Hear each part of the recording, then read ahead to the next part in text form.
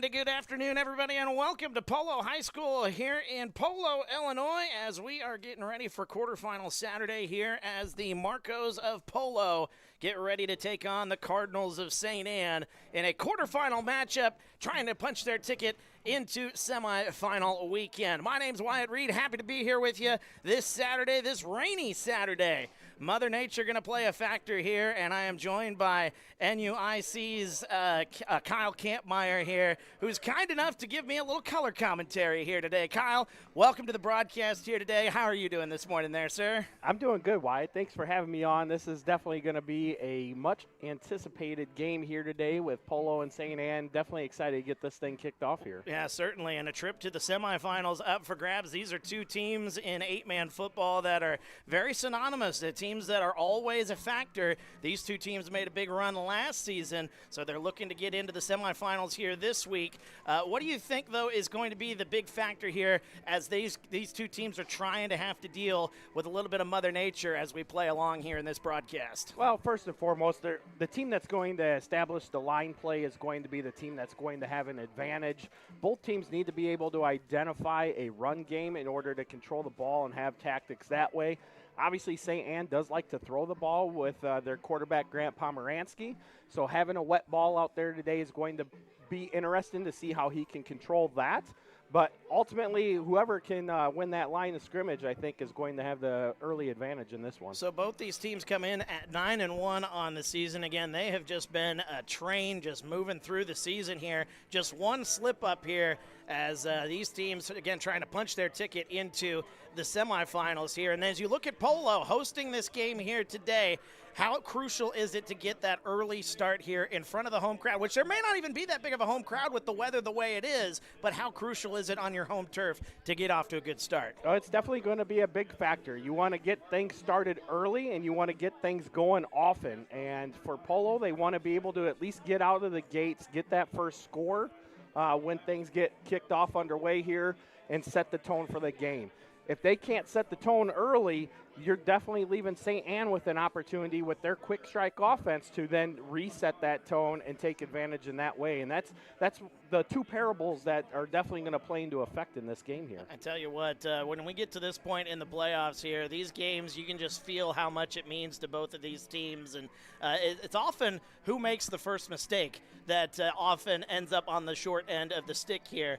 And that's going to be the big thing, especially with Mother Nature here, hanging on to the football. That's going to be a big factor in this ball game here. Oh, for sure. Turnovers are always key when you get to the playoffs. We've already seen that on the first broadcast of the game today with Milledgeville and South Beloit, as two turnovers led to Milledgeville touchdowns. And they're only 15 minutes down the road from where this one's being played. That's here. Where you came from here earlier today. Yes, I was there for the first half, and, that's been interesting commentary of that game was just the simple fact that turnovers played havoc early in that one that led to Milledgeville touchdowns to get a 2-touchdown lead.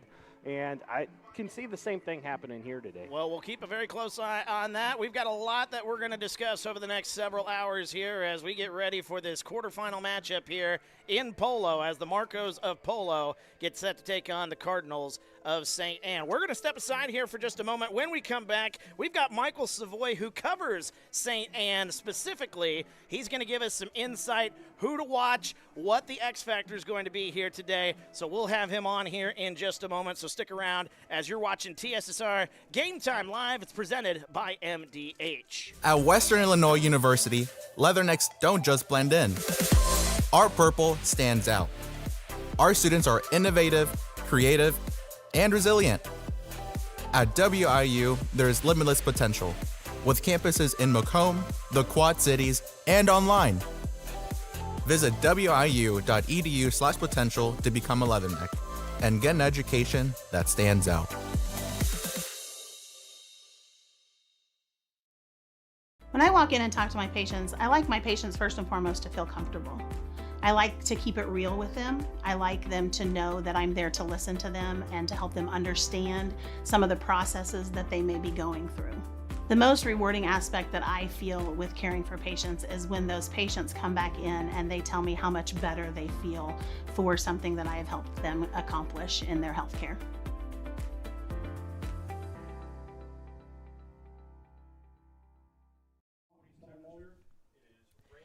And welcome back to TSSR Game Time Live, presented by MDH. Wyatt Reed on the call here from Polo High School here in Polo, Illinois. And we are joined by a special guest here in the pregame as we get ready for the opening kickoff here, as the opening coin toss is currently taking place. We'll keep an eye on that as we move along here. But we're talking with Michael Savoy, who's here with St. Anne. Michael, he covers St. Anne football. Michael, good to have you here with us. How are you doing this afternoon? I'm doing great. Yeah, this is fun. I've never been to Polo before, much to probably the likes of many St. Anne folks here tonight. They've never been to Polo, so this should be a fun one, yeah. It certainly is, as we're here for quarterfinal Saturday here, a trip to the semifinal up for grabs here for both of these sides. St. Anne comes in 9-1 here. What has been the main reason for their success here this season? As we talked about with Kyle here just a moment ago, high-powered offense, and they like to throw the ball, which is kind of something different. Don't see that a lot in eight-man football. Who's been the big X factor, though, for him here throughout this season? Well, there's not really been one that's necessarily stuck out. They have a ton of seniors, and those seniors play pretty much the key positions you need on a football team. We already talked about Grant Pomeranski, the quarterback for them. He's a senior. Matthew Langelier, he's a senior. Brandon Scoth, he's a senior. He's the tight end. Langelier being the receiver.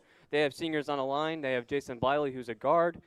And they have just Trevor Van Pelt, another one. He's a wide receiver on offense. So a very high-powered offense led by seniors that have been battle-tested, and now they're third-year players. They're sophomores when they started in this program. So they're third-year players, and they're looking to keep their season going. Now, as we talked about with Kyle here, these are two teams that are no stranger to these quarterfinal matchups here. You don't think that St. Anne obviously is going to be nervous here, but coming up to hostile territory here, how crucial is it for them to get a fast start here in a game like this with so much on the line? Oh, it's big. I mean, I saw the game last week against Metro East Lutheran. Metro East Lutheran actually went on the scoreboard first, and that was at their home field. So to be at Polo on a quarterfinal game, it'd be paramount for them to get the first score of this game. Be huge for their confidence going forward, and they're the lower seed in this. Polo's number 3, and they're at home, so it'd be nice to set the tone for them, play their style of football, and keep their game going and see what they can do with the advance. But still two very similar teams here as they both come in at 9-1 here. We talked about, obviously, their offensive weapons here, but what maybe be an X factor here that maybe folks aren't expecting? Who is a player that maybe going into this game, maybe folks haven't thought too much about him playing a big part here, but if this person has a big game, who do you think can step up here and possibly push the Cardinals into the semifinal? Well, you and Kyle talked about the line of scrimmage, and we talked about the seniors for this team. There are a ton of seniors on this team that play very important positions like we had mentioned, but Jameer Thomas, number 51, first in, he plays defensive tackle on the defensive side of the ball. He'd be paramount for them. He usually is the one that is the enforcer on the defensive end. He's usually the one that if there's a tackle for a loss, he's the one usually getting it. And he's one of the juniors that has played football before prior to being a St. Anne Cardinal. So having a big performance for him on the defensive line, setting the tone on the line of scrimmage would be big for the Cardinals. Well, that's a 5'10", 190-pound junior. So obviously we'll keep an eye on the line of scrimmage here in a wet game like this one. Michael Savoy covers St. Anne football for St. Anne. Michael, we appreciate you coming on here in the pregame and chatting with us here. Best of luck the rest of the way here. Maybe we'll get to talk down the road here. Yeah, hopefully. I love what you guys do, and I always look to listen when I'm not at the games you guys are covering. So, yeah, good luck, you guys. Hey, sounds good. Well, we're going to step aside here again. They just did the coin toss here, so we're just a few minutes away from the national anthem and kickoff here. Kickoff still scheduled for 2 o'clock here in rainy Polo, Illinois. We'll step aside here on TSSR Game Time Live, presented by MDH. There's been a lot of rewarding parts working at McDonough District Hospital. I've had patients come to me that maybe have not had care in the community, care available. So with the addition of nurse practitioners lately, we've been able to add more care, and that's very rewarding to me. My hope is that when the patients leave at the end of an appointment, they leave and they definitely feel like they've been listened to, and they feel like their needs have been met, their cares have been met, and that they're going to get the proper treatment that they deserve from me as a provider. At Western Illinois University, leathernecks don't just blend in. Our purple stands out. Our students are innovative, creative, and resilient. At WIU, there's limitless potential, with campuses in Macomb, the Quad Cities, and online. Visit wiu.edu/potential to become a leatherneck and get an education that stands out.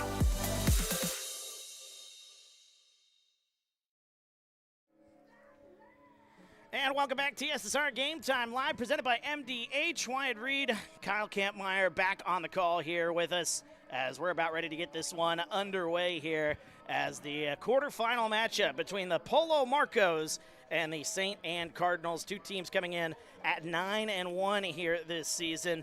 And Kyle, we got you back on the headset here. Something that he was, we were talking with Michael Savoy just a moment ago, who covers St. Anne. Something that he was talking about, obviously that line of scrimmage, something you and I touched on there. He highlighted big number 51, Jameer Thomas, 5'10", 190-pound junior. I mean, you got to have guys like that in this 8-man game that are certainly going to try to protect the quarterback, but also open up those running lanes. In a game like this, the running game, it just feel like it's going to be so important with the Mother Nature not playing going to be playing actually a huge factor in this ball game. Yeah, when you take a look at Jameer Thomas, he was first team all-conference on the East Division, both on the offensive line and on the defensive side of the ball at nose guard. So he's going to be a huge playmaker for St. Anne on both sides of the ball on that line of scrimmage. On top of that, you have a couple other first-teamers in Quentin Thompson, along with Matthew Langelier and Brandon Scoth as well. So St. Anne definitely has a lot of talent that Polo is going to have to take a look at to see how they can defend it and set up against it. Well, certainly, as we are about ready for the opening kickoff here, let's get over the starting lineups here for both sides here. We've talked a lot about St. Anne, but for Polo, who's a guy that you think might be an X factor for Polo specifically that would get the Marcos into the semifinals? For Polo, the X factor is going to be Mercer Mumford. He comes in with 1,156 yards and 17 touchdowns. He was out last week for an injury, returns this week, so it'll be interesting to see what he can do. He's also a first-teamer in the Northwest Division on both sides of the ball, defensively and offensively. JT Stevenson has definitely picked up his part in the run game. He has 123 attempts and 853 yards with 18 touchdowns out of that quarterback position. Also adds 28 of 60 passing for 453 yards and another 8 touchdowns there. Wyatt Plockno is going to be a guy to watch at the guard. They're going to want to run behind him. And then, of course, tight end Damon Rao is also another guy that they're going to look to be behind offensively as well. Certainly, and we'll step aside here as we got the national anthem. When we come back, we've got the opening kickoff here from Polo, Illinois on TSSR Game Time Live, presented by MDH. It was the community that really drew me back to Macomb. I'm from a small community, I'm from a farm family, and ultimately I always wanted to practice in a place like that, and I felt that I had the ability to connect to people who with a similar background from me. And the fact that the staff members at the hospital and the support, all the support staff at the hospital was also focused with the goal of patient care, it felt like it just all came hammered at home for me.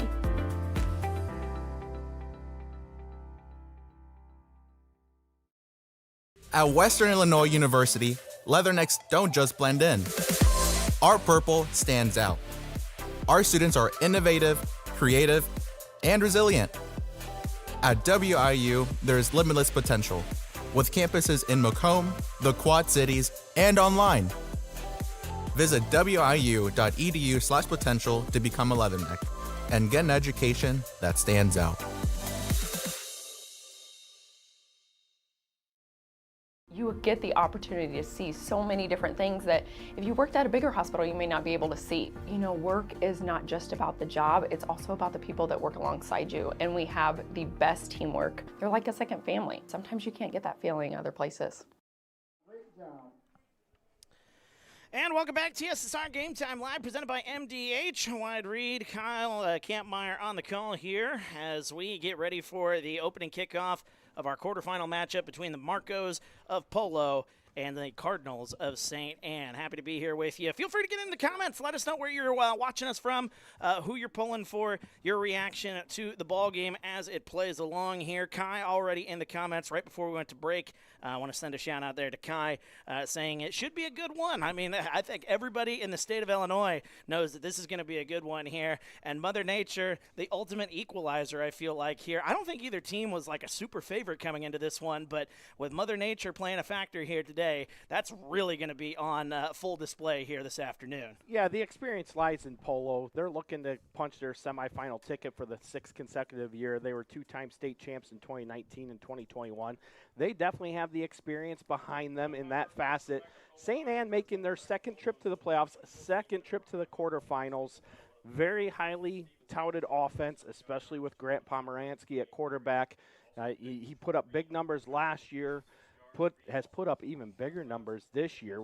Surprisingly, a second-team all-conference quarterback this year, but he was only second team behind Milford Cisna Park's Dirk Newcomb, who was also a fantastic player at QB for the Bearcats. So it's going to be a lot of fun here for sure. Glad Kai's following along because this is definitely going to be a heavy anticipated game. Polo is the early favorite, obviously, but it's not by very much. I don't think so. You could give the coaching edge, as you mentioned, with winning a couple of state titles to Ted Alston, head coach of the Marcos. But Alan Rood is going to try to make his name here today as the opening kickoff, a pooch kick, going to the left or right side, to the near side, and coming back to the right side of the field. Here's St. Anne to the 45, shakes the tackle, past the 50-yard line, and there he goes as he's inside the 30-yard line. Tackled down, but how about that opening return for the Cardinals, needing to make a big response here on the opening kickoff, and the Cardinals set up an excellent field position. Yeah, that was a great return by Langelier there. Good shiftiness to get through and get into that second level there, and they are set up at the Marco 29-yard line to open up first down of play here.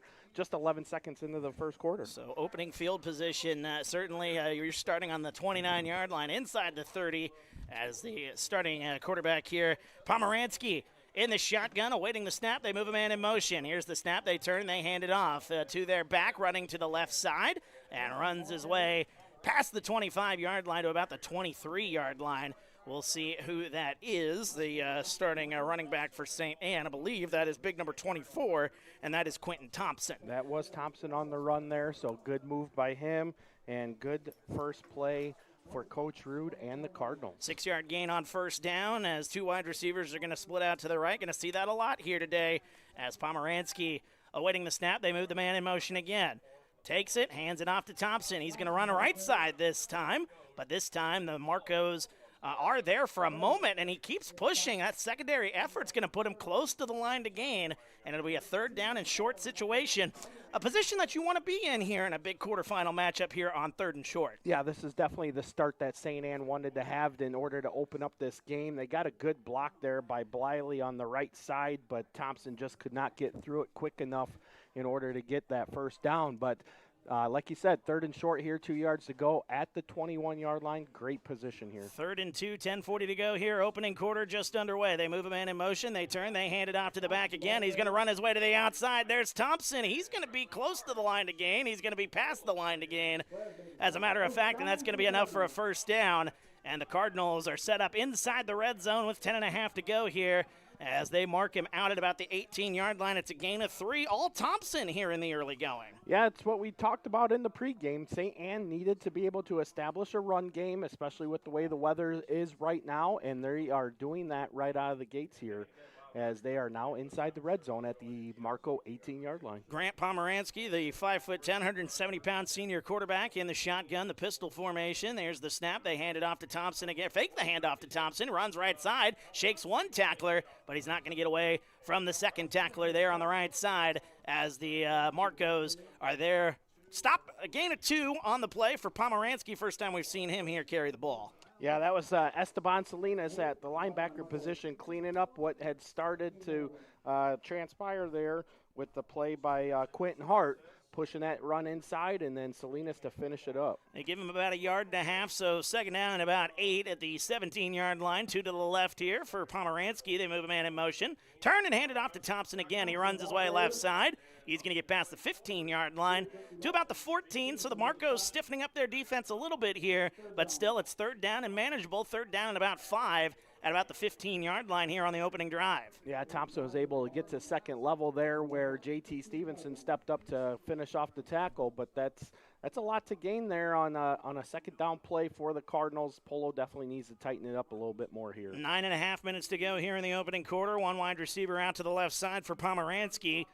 From the 15, here's the snap. They hand it off to Thompson. Runs his way right up the middle and he's going to be near the line to gain. They might stop him about a half a yard shy, but it's going to be another manageable situation. It's going to be 4th down and about 1 after a 5-yard gain there on 4th and 6. Yeah, that was a big block there by the guy we were talking about pregame, Jameer Thompson, or Jameer Thomas. Yep. Getting that big block there, and Thompson running right up behind him. A quick no-huddle almost situation there, running right side on the quarterback draw. He's going to be on his feet near the 5-yard line. A big run for Pomeranski, taking it himself on 4th and 2, and they're set up inside goal-to-go situation as the Cardinals marching down here. They're set up at the 5-yard line. Yeah, that was a great play. You could see where they were set up right away. They moved Thompson up front to help be in that lead spot, and they just basically let him call his own number and find a hole to run through, and he did that. They bring in a couple more bodies here, do the Cardinals. St. Anne looking very impressive here in the early going. 8.5 minutes to go in the opening quarter. 2 to the right. Thompson in the backfield behind Pomeranski. They move a man in motion. Here's the snap. They hand it off to Thompson. Runs his way right side. Tried to get to the outside, and he's going to lose a lot of yardage there. First time today we've seen a loss. That's a 4-yard loss for the running back there, Quentin Thompson, 5'10", 185-pound running back. And that's a 4-yard loss right there. It'll be 2nd and goal at the 9. Yeah, Polo's Quentin Hart was able to come off the defensive end of Damon Rao to read that play and finish it up deep in the backfield there for the loss. 2nd down and 9. 9 yards to the end zone. They've got 4 wide receivers. Don't see this a lot in 8-man football. Here's the snap. They run it up the gut, though, and the Marcos are ready for it again as he gets back to about the line of scrimmage. But Pomeranski tried to do it himself with his feet. He'll get back to the line of scrimmage. No gain. It'll be 3rd down. That was former All-Stater and probably will be an All-Stater again, Wyatt Plockno at that nose guard position, creating that havoc up front. So 3rd down and goal at the 9-yard line here. Big play in the early going here. Haven't seen a pass yet here, Kyle. Do you maybe try to sneak one in here on one of these last 2 plays? You know, we just saw him go in that wide out position. They're back in pistol here. I could see a pass play happening here. 2 to the right, the running back behind him. Here's the snap. They fake the handoff, looking to throw. Pump fakes, tries to throw it, and that one is going to be incomplete. As good pressure there by the Marcos, and a penalty flag comes in. This one might be intentional grounding, and that is going to certainly make 4th down a heck of a lot harder here as you got to push them back. Nope, they waved the flag off. They called it contact, so we're going to see 4th down here and goal from the 9-yard line. All right, so 4th down and goal here. Big play here in the early going. 7:05 to go here as Soares in the comment here. Dang, Brown County's up at halftime against Camp Point Central. 16-8 there. That's a big game and a rivalry game there. That'll be a lot of fun to pay attention to as well. 3 to the right, 1 to the left here. 4th down and goal at the 9. Here's the snap. Pomeranski rolls out right, looking to jump past his way. Left side, he had a man in the end zone. It's in and out of his hands. That was Langelier, too. Went up for the ball. The big-time receiver just could not come down and complete the catch. Turnover on downs. Polo ball at their own 9-yard line. Big stop for the Marcos. He was open right there in the end zone. That was a well-drawn-up play by head coach Alan Rude, and that pass in and out of the hands here. Maybe Mother Nature had a little something to do with that, a wet football, but it's a turnover on downs, and now the Marcos will take over here as Polo, under the leadership of J.T. Stevenson, will come out for their first possession, backed up deep in their own territory. Yeah, we'll see what the Marcos can do here right out of the gates and see if they can get things going here. As we are ready for the first snap of the ball game here, and running his way right side. That is a big open field there. Jordan Reed carries that one past the 15-yard line to about the 17-yard line. That is a gain of 8 actually on the play. Jordan Reed with a good carry there, 8 yards on the first play of the ball game. Yeah, we were talking about the play of Mercer Mumford. He obviously was not out there to start, but he's in there now. Good carry by Jordan Reed to start. So here's the second play of the ball game here as they turn around, hand it off to Mumford. Lost the ball! Ball's on the ground. Who's going to come up with it? And it looks like St. Anne fell on it, and they did. Mumford fumbled. Mumford with the fumble, and the Cardinals will be set up with excellent field position once again, this time inside of the red zone. That was Raleigh Hayes on the fumble recovery there. And it just looked like Mumford just didn't grab control of the ball, and it kind of squirted out of his hands without contact. And Hayes was able to fall on top of it. So good opportunity here for the Cardinals once again with the ball now inside the 20-yard line of the Marcos, setting up at the 16. 16-yard line with 6:23 to go here in the opening quarter as Pomeranski will get another chance here. As a tight formation here, they move, they pitch it to the back going right side, as that one going to go to the right side. Number 23, that's Gavin Thurm Romero. First carry of the ball game for him, and he maybe loses a half a yard there, so it'll be second down and about 11. Yep, Gavin Thurm there on the carry. Gets a little bit of participation every now and then. He has ran for 158 yards so far on the season, so not utilized a whole lot in this Cardinal offense. Second down and 11 here, under 6 minutes to go. Another tight formation here. Pomeranski's got Thompson in the backfield. He turns, hands it off. We got a whistle, though, and a penalty flag. False start possibly on the Cardinals. It is false start, and that'll push the Cardinals back here. So after they, got that opening kickoff deep into Marco territory, the Marco defense tightens up, and now things not as easy as it was on that opening drive here for the Cardinals, as now they have pushed themselves back 5 yards with the first penalty of the ball game. Yeah, we'll have to take a look and see how they can capitalize here. Second down and 16 to go. Here's the snap. They hand it off to Thompson again, right side, and the Marcos ready for that one. That's going to be about a 2-yard carry on that one. Set up a third down and very long situation here as we come up on the 5-minute mark here in this opening quarter here. And third down and long on a wet day here. This is not what you want to set up your offense with here. But we'll see what Pomeranski and crew can do here on this second drive of the ball game. Yeah, and it looks like the rain's starting to pick up a little bit more here, so the ball's going to be a little bit more wet here. We'll see how this plays out.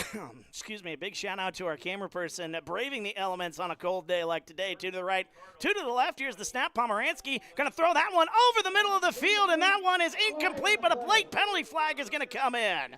Yeah, it looks like they're going to get Mumford on the penalty where he hooked his hand around Langelier, holding him up just a little bit for that pass interference call. Going to set up a first down and goal for the Cardinals.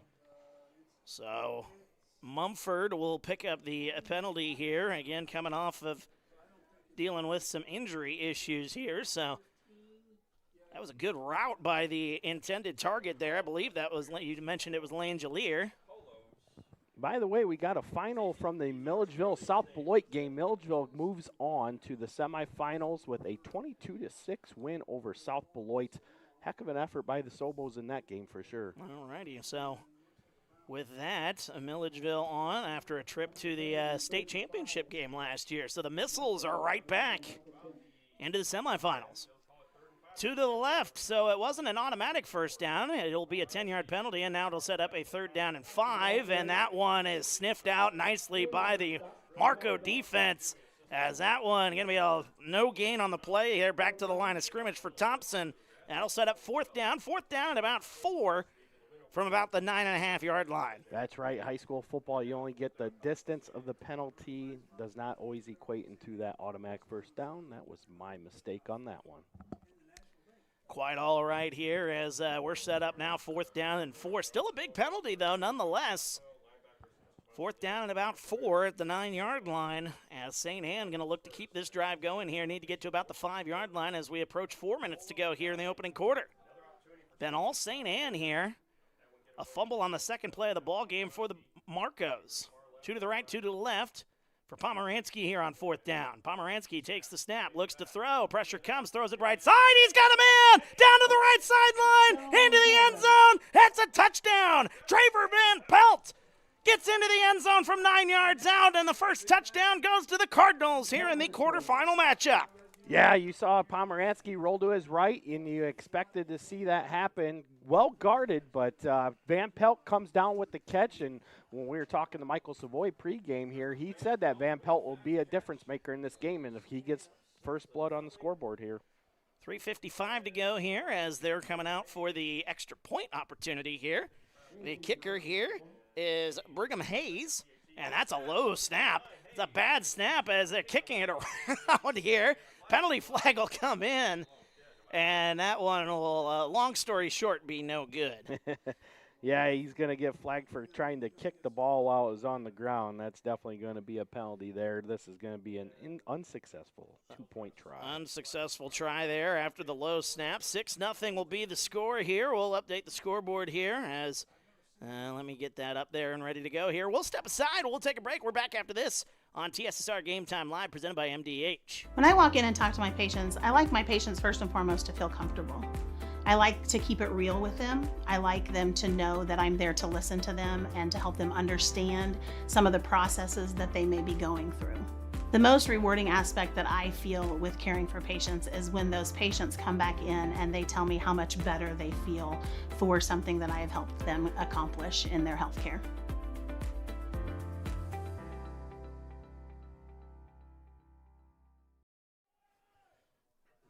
Welcome back to TSSR Game Time Live, presented by MDH. Wyatt Reed, Kyle Kampmeyer on the call here of the quarterfinal matchup here at Polo High School, as the Marcos trailing in this one 6-0 here. If I can get my scoreboard to work here, we'll get it all squared away here.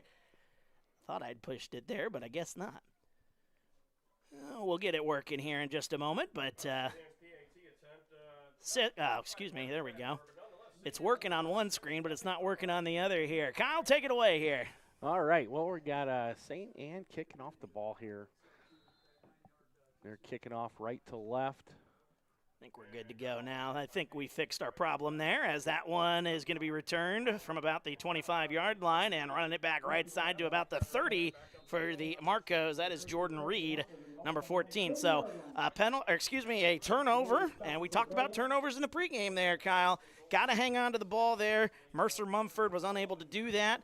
Now the Marcos trailing here in the early going of this this quarterfinal matchup. Yep, it's playoff football. You got to settle down the nerves and see what happens. Obviously, St. Anne, like we talked about, took advantage of it, and they got on the scoreboard first. So now we'll have to see how the Marcos can respond here.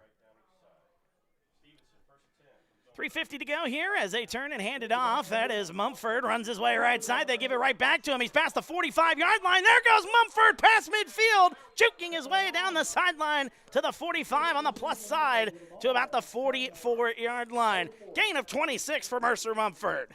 Yeah, big run there for Mumford, and probably a good feeling for him too. Coming back from injury from a week ago, obviously coughing up the ball on that first carry of the game for himself, and get one in here to get across the 50-yard line and into Cardinal territory. That was a 26-yard gain on first down. 6-0 our score here in the early going. Awaiting the snap here. As they turn, they hand it off to Mumford again. He's going to run his way right side. Big hole. There goes Mumford down the sideline. 20. He's to the 15. 10. Shakes him in. Touchdown, Marcos. Big run off the right side there for Mumford. Definitely able to get down the right side and outrace the Cardinals to the end zone. Marco touchdown there. Quick answer for the Marcos as well. Yeah, how about that? What a response there by the Marcos, as they are now in the end zone for the first time here today as a 6-0 score. Mercer Mumford from 44 yards. Great blocking by that offensive line for the Marcos. And now the 2-point try here as Polo looks to take the lead here with a game tied at 6. As the snap, taking it, running it right side towards the end zone, as he is going to be into the end zone for the 2-point try. JT Stevenson gets in for 2, and the Marcos take a 2-point lead. 8-6 our score. We'll step aside. We're back after this. TSSR Game Time Live, presented by MDH. At Western Illinois University, leathernecks don't just blend in. Our purple stands out. Our students are innovative, creative, and resilient. At WIU, there is limitless potential, with campuses in Macomb, the Quad Cities, and online. Visit wiu.edu/potential to become a leatherneck and get an education that stands out.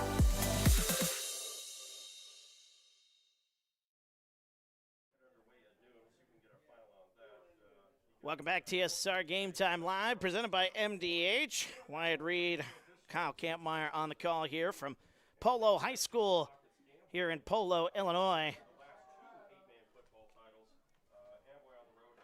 As the Marcos, a 44-yard touchdown run by Mercer Mumford, getting him on the board and taking the lead after the 2-point is successful by J.T. Stevenson. And that was a quick response after a fumble on their opening drive there. Much calmer and more collected there on that second drive there. Yeah, 2 big runs by Mumford. They also moved Plackno into that fullback position, kind of getting him as an extra blocker on that right side. Both runs going to the Polo sideline as well, the right side of the field, and 22-yard run and then a 26-yard run and then a 44-yard run. Quick hit for Mumford and the Marcos. Certainly was, as 3:30 to go here in this quarter. Happy to be with you here today as Jason's saying the brawl for it all here. I mean, we've got a brawl here in the early going as St. Anne with the possession for the 3rd time here today. They turn, hand it off to Thompson, running his way left side. He's going to be met at the line of scrimmage as the Marco defense there for that one. No gain on the play there, as it's been a little quiet here for Thompson after a good start to this ball game. Yeah, Plackno and Dewey there on the defensive line, shoring that one up fast and beating the Cardinals off the ball to make the stop there.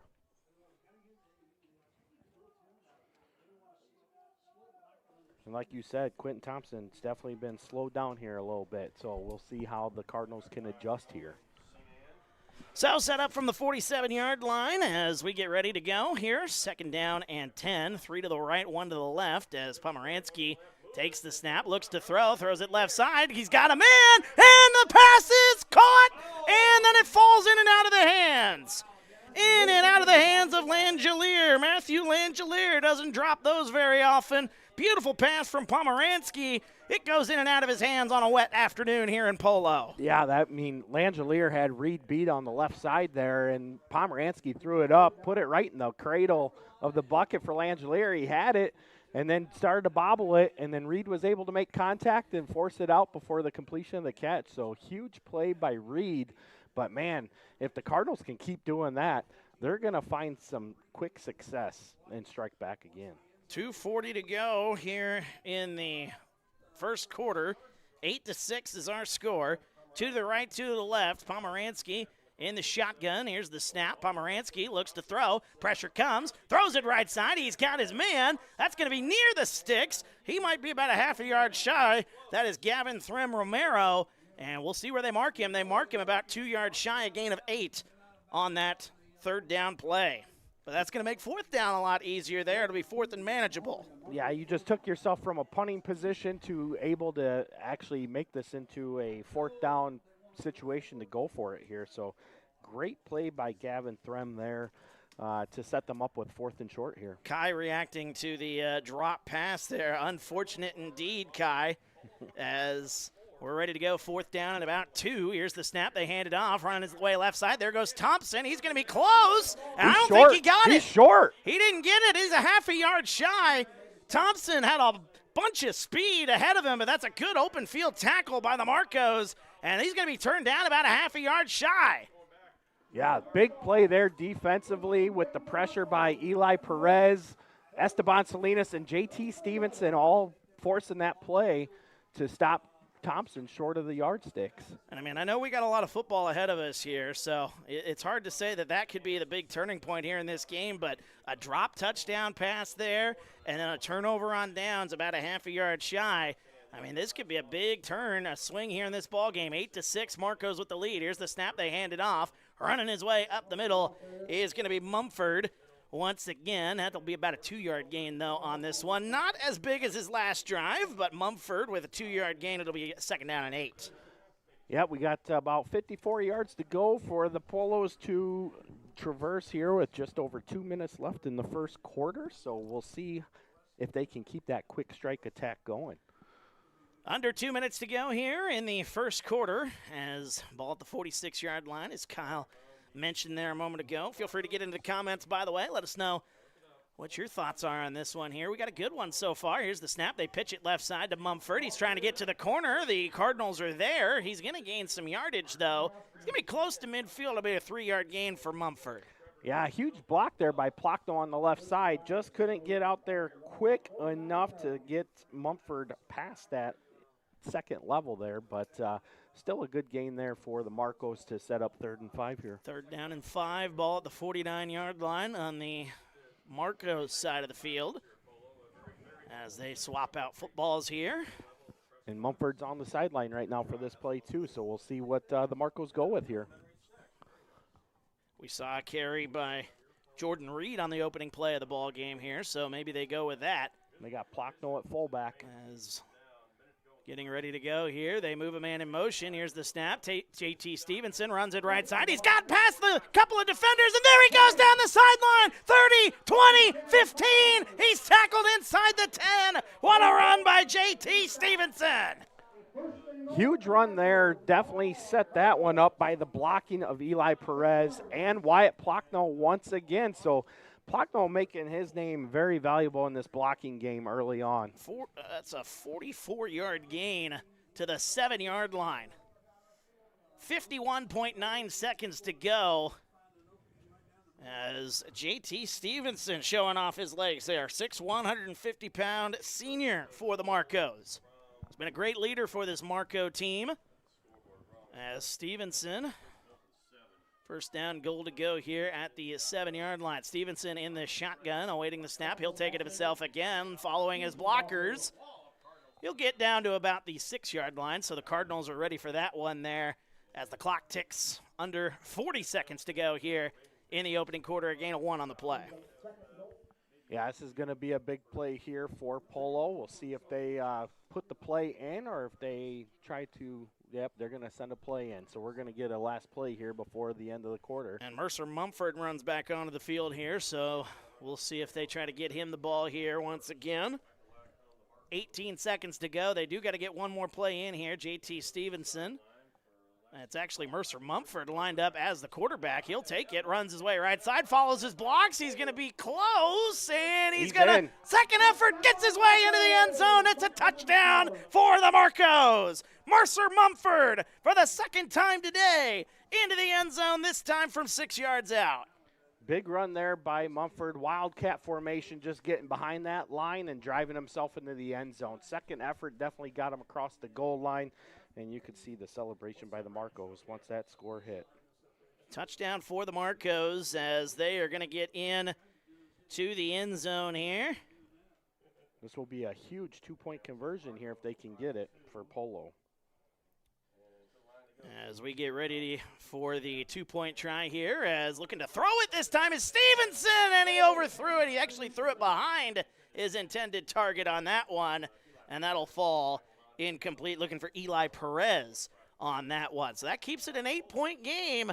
As we'll be back after this, TSSR Game Time Live presented by MDH. There's been a lot of rewarding parts working at McDonough District Hospital. I've had patients come to me that maybe have not had care in the community, care available. So with the addition of nurse practitioners lately, we've been able to add more care, and that's very rewarding to me.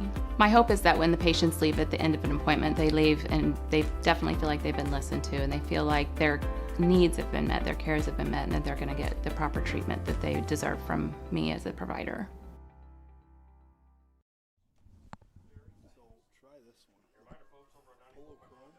Welcome back to TSSR Game Time Live presented by MDH. Wyatt Reed on the call as we are out of the timeout after the touchdown. A little technical issues here, so beg pardon here. Had to reset our scoreboard here. And we'll see if this, and that should have done it. Yes, I fixed the scoreboard.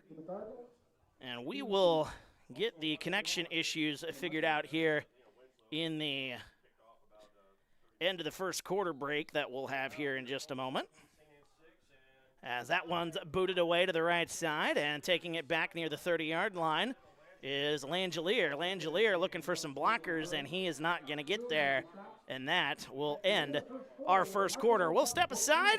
We'll try to take care of our technical issues here, and we'll be back after this. TSSR Game Time Live, presented by MDH. At Western Illinois University, leathernecks don't just blend in. Our purple.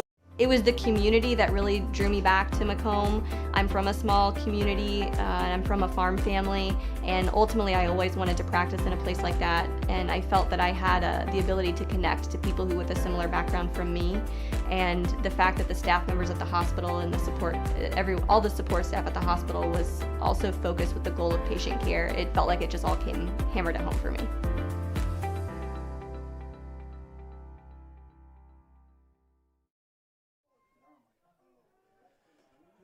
All righty, welcome back to TSSR Game Time Live, presented by MDH. Wyatt Reed, Kyle Kampmeyer on the call here.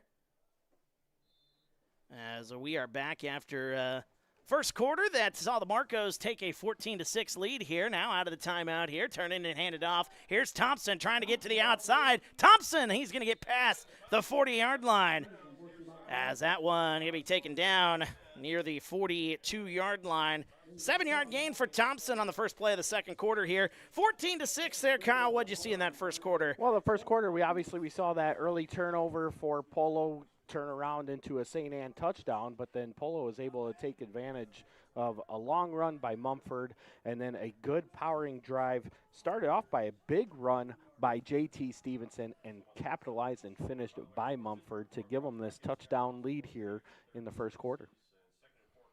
So 2nd down and 4. Here's the snap. Looking to throw that one over the middle of the field. He was looking for Langelier again. That one incomplete. Looking for Langelier, like I said, from Pomeranski there on 2nd down and 4. So now it'll set up 3rd down. Still manageable here. 3rd down and 4 as we're just underway here in quarter number 2. Yeah, the Marcos keep playing man defense there on Langelier, and Langelier is actually having his way getting past that Polo Marcos secondary. If Pomeranski can hold in a couple of these passes here, that's going to be a huge difference maker. 11:49 to go here as 3 wide receivers to the right, 1 to the left here as Pomeranski awaiting the snap. Takes it, looks to throw, throws it left side. One-on-one coverage down the left side. That one's incomplete. Looking for Langelier again. Trying to see what they can do with Langelier, trying to get him open, but it'll be 4th down and 4 now. What did the Cardinals do on this big 4th down? Well, I think it's a situation where you might have to punt here. It looks like they're bringing out the punt team. You got to play field position early in the game to keep yourself in it. You got to make it harder for Polo as well. But, one of the things that we're seeing here too is St. Anne is definitely throwing a lot to the right side, keeping Langelier one-on-one on the other side, trying to get as much space for him as possible. 11:45 to go here as the 4th down and 4. We got... Well, that one getting an early start is Pomeranski, who was going to go down and play punt coverage on that one, but that'll back the Cardinals up another 5 yards. Second penalty of the ball game here on the Cardinals. None on the Marcos here so far. Pink in the comments. Appreciate you joining us there, Pink. Saying go Polo. How are those comments coming? Well, we got some coming in here, and I'm sure we'll get more as the game goes along there. The punt inside the 35-yard line to about the 33. Feel free to get into those comments there. We got our technology all working again. Apologies for that. But we're up and running here. I mean, we've had worse here. Technical issues here. If we just got to switch an internet provider there, that's the only problem we have. We're in good shape. Yeah, shout out to Josh Grosny getting down here and helping out with that and getting us all set up again. The bandwidth was just a little too short there, but we're back up and running here, and things look crystal clear looking at the stream right now, so that's good news there, which is good because we got a lot of football left ahead of us here. 11:39 to go here as J.T. Stevenson awaiting the snap. He's in the shotgun here as Stevenson takes it, hands it off to Mumford. He's going to run his way up the middle towards the left side, spinning away from a tackler, still on his feet past the 40-yard line. There goes Mumford. He's going to be close. He's going to have a first down. 12-yard gain for Mumford. That's all heart on a run like that, breaking tackles and carrying defenders with him to the 45. Yeah, it was a great job up front by Perez and Plackno to help make that hole available for Mumford, and he shot through there, spun around, and then kept driving those legs for that 12-yard run. He's closing in on 100 yards here in the first half already. Barron bringing up a good point on the punt return, a nice fair catch with the ball being wet. You'd hate to turn it over on special teams. No doubt about that. So bringing up a very interesting point. Even the fans out there keeping a close eye on things like that. Stevenson in the shotgun. He's going to take it himself, runs his way right side as he is going to be stopped after gain of 1, maybe 2 on the play to about the 47. Stevenson takes it to the right side, and under 11 minutes to go here, it is 2nd down and 8. Yeah, that showed the closing speed that St. Anne has defensively right there. There was a big hole on the right side for Stevenson to get through, but that closed up really quick with this Cardinal defense. It's something that we've talked about a lot, is the closing speed that St. Anne has defensively. 10:35 to go here. Tight formation once again here as the Marcos take it. There's Mercer Mumford going to take it his way left side. He's near the 50, and he's still on his feet past the 40-yard line. There goes Mercer Mumford past the 40 to the 36. Mercer Mumford does it again. That's a gain of 17 on the play. Puts him over the 100-yard mark on that one. I have him currently sitting at 106 yards here in the early going with 10:25 still to play here in the first half. That's a pretty good first half of football there, and a wet day like today. We talked about the running game in the opening, in the pregame show, and that is certainly proving to be a big factor here for the Marcos here early in this contest. As we've got Stevenson taking it right side, he's going to try to get to the edge, and Stevenson is going to get near the 30-yard line before he is taken down. As JT Stevenson showing off his legs here, some speed on a couple of occasions here. Yeah, it's really interesting seeing what Polo's doing, putting Placknell off the line and putting him in that backfield and just letting him get out in front and basically be a pulling guard from that fullback position to get out in front and get behind him and let him lead the way for you. 5-yard gain there on first down as the Marcos staying ahead of the chains here. Here's the snap. Mumford going to take it out of the quarterback position, but Mumford going to be met in the backfield as that is going to be a good play right there by the Cardinals, number 17, Trevor Van Pelt, who we've already called his name a couple of times here, including the touchdown for the Cardinals earlier in this ball game. Yeah, he shot through that hole. Great read there. Only the second negative play for Polo so far in the first half. So good play there by Van Pelt, and definitely needed here as they got a good 3rd and long here for the Marcos. 9:45 to go here in the opening half. Tight formation, Stevenson awaiting the snap. Takes it, hands it off to Mumford. He's going to follow his blockers. Up the middle. There goes Mumford. Shaking off more tackles. There's Mumford inside the 25. He's inside the 15 near the 10. What a run by Mumford. He's going to be down at about the 12-yard line. A 21-yard gain for Mumford. Big play there. Just great blocking up front by Polo to get Mumford into that little hole and crevice, and he did the rest. I mean, he's got plays of 26, 44, 17, 12, and 21 by my tally.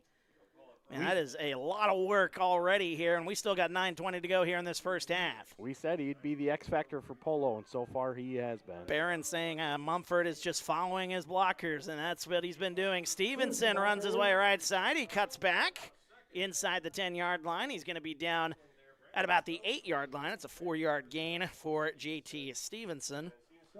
As Mumford's got both touchdowns here in the early going, and the Marcos inside the 10-yard line once again, knocking on the door for the 3rd time here today.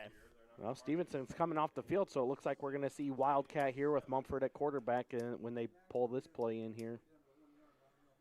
And that rain is just coming down. It is beating up these players here on a cold afternoon here in Polo. Yeah, you can see it bouncing off the light poles. It's pretty cool to see. Glad we're inside. 8.5 to go here as taking the snap. Mumford runs his way left side, trying to get to the edge, and he's going to be taken down, maybe back to the line of scrimmage for Mumford. Either way, a nice play by the Cardinal defense, and that'll set up a 3rd down and goal at about the 7-yard line for the Marcos with 8:10 to go here in the opening half. Yeah, the Cardinals were definitely able to sniff that one out. Identifying the situation without Stevenson in the backfield there and Placknell off to the left side, they kind of anticipated Mumford was going left side there. For the viewers that don't know, Mumford did not practice all week, wasn't cleared to play until yesterday afternoon. Here goes Stevenson on 3rd down. Stevenson's going to be about a half a yard shy. And they're going to give him a first down, though. Actually, half a yard shy of the goal line, but it is a first down and goal as the Marcos 6-yard gain. Setting up with a first and goal once again. Yeah, they kind of went to the left side there. You know, they've been playing that role with Plackno on the right side. This time they did the same thing, but they ran it to the left side, so creating a little misperception there and able to get backside play there. First and goal at the 1-yard line. JT Stevenson under center. He's going to take the QB sneak himself. He's going to run his way into the end zone, and JT Stevenson for the first time today into the end zone. Touchdown for the Marcos. Yeah, he didn't have to do a whole lot there except get behind that front center there and just drive his way in. That was a great call for Ted Alston and the Marcos, and they are back in the end zone. Back in the end zone once again, 20-6 now the score. As we get ready for the 2-point try. 7:24 to go, as you can see on the clock there in the background. Polo very fortunate to have him. Talking about Mumford there, Kai was mentioning. I had heard Salinas was out as well, Barron said, but I see he is out there. He is indeed. Running his way into the end zone is Stevenson again on the 2-point try. Nope, that was Mumford. That was Mumford, beg pardon, and he is in. A 2-point try is successful, and the Marcos with a 22-6 lead over the Cardinals of St. Anne. We'll take a break. We're back after this on TSSR Game Time Live, presented by MDH. It was the community that really drew me back to Macomb. I'm from a small community, and I'm from a farm family, and ultimately I always wanted to practice in a place like that, and I felt that I had the ability to connect to people who with a similar background from me, and the fact that the staff members at the hospital and the support, all the support staff at the hospital was also focused with the goal of patient care. It felt like it just all came hammered at home for me.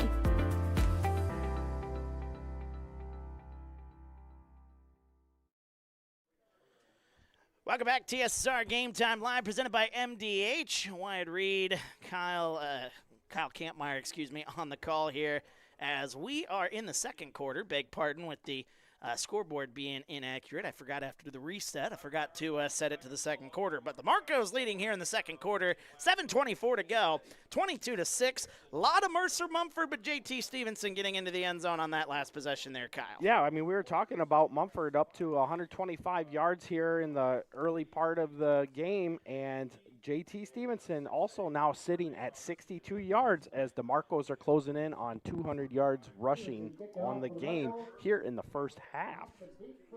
So ready to kick it away is their quarterback, JT Stevenson. Barron, I'm mentioning St. Anne has demonstrated they can't stop Polo yet as the short kick, the onside kick try, fallen on the 49-yard line. So, I mean, the Cardinals, they're going to have good field position again. They've had good field position all day here. However, only one time they've been able to cash it into the end zone there. Kyle, what do they need to do on this drive to get back into this ball game? Well, they've been trying to get the run game going with Quentin Thompson, which was definitely one of the things that we've been able to say that they needed to do. But he's been held to 27 yards rushing. So they have to get Langelier to start catching some balls, maybe get some other guys in the position to play as well. But right now, St. Anne having a hard time getting that run game going. Back to maybe the line of scrimmage, give him a yard as Thompson, his 12th carry here in the ball game.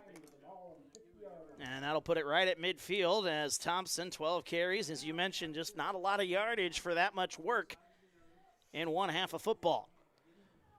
As we get ready, second down and 9. Ball at the 50-yard line, and Grant Pomeranski, as it gets wetter and wetter out there on the field, less and less likely to see a lot of deep throws down the field, but we'll see what St. Anne can do. They move a man in motion. Here's the snap, a low snap. Pomeranski going to run out to the left side. He's going to cut his way back, and he's going to be inside the 45. He's going to be driven out of bounds at about the 43. Good gain by Pomeranski, a gain of 7 on the play. It'll set up third down and manageable. Yeah, they definitely needed a big play there, and what started as a shotgun snap that was bobbled on the ground, Pomeranski was able to keep that in composure, pick it up, and continue to move forward. They give him 6 on that play, so it'll be third down and 3. Ball at the 44. So Langelier will line up at the top of the screen. 2 wide receivers left, 2 wide receivers to the right.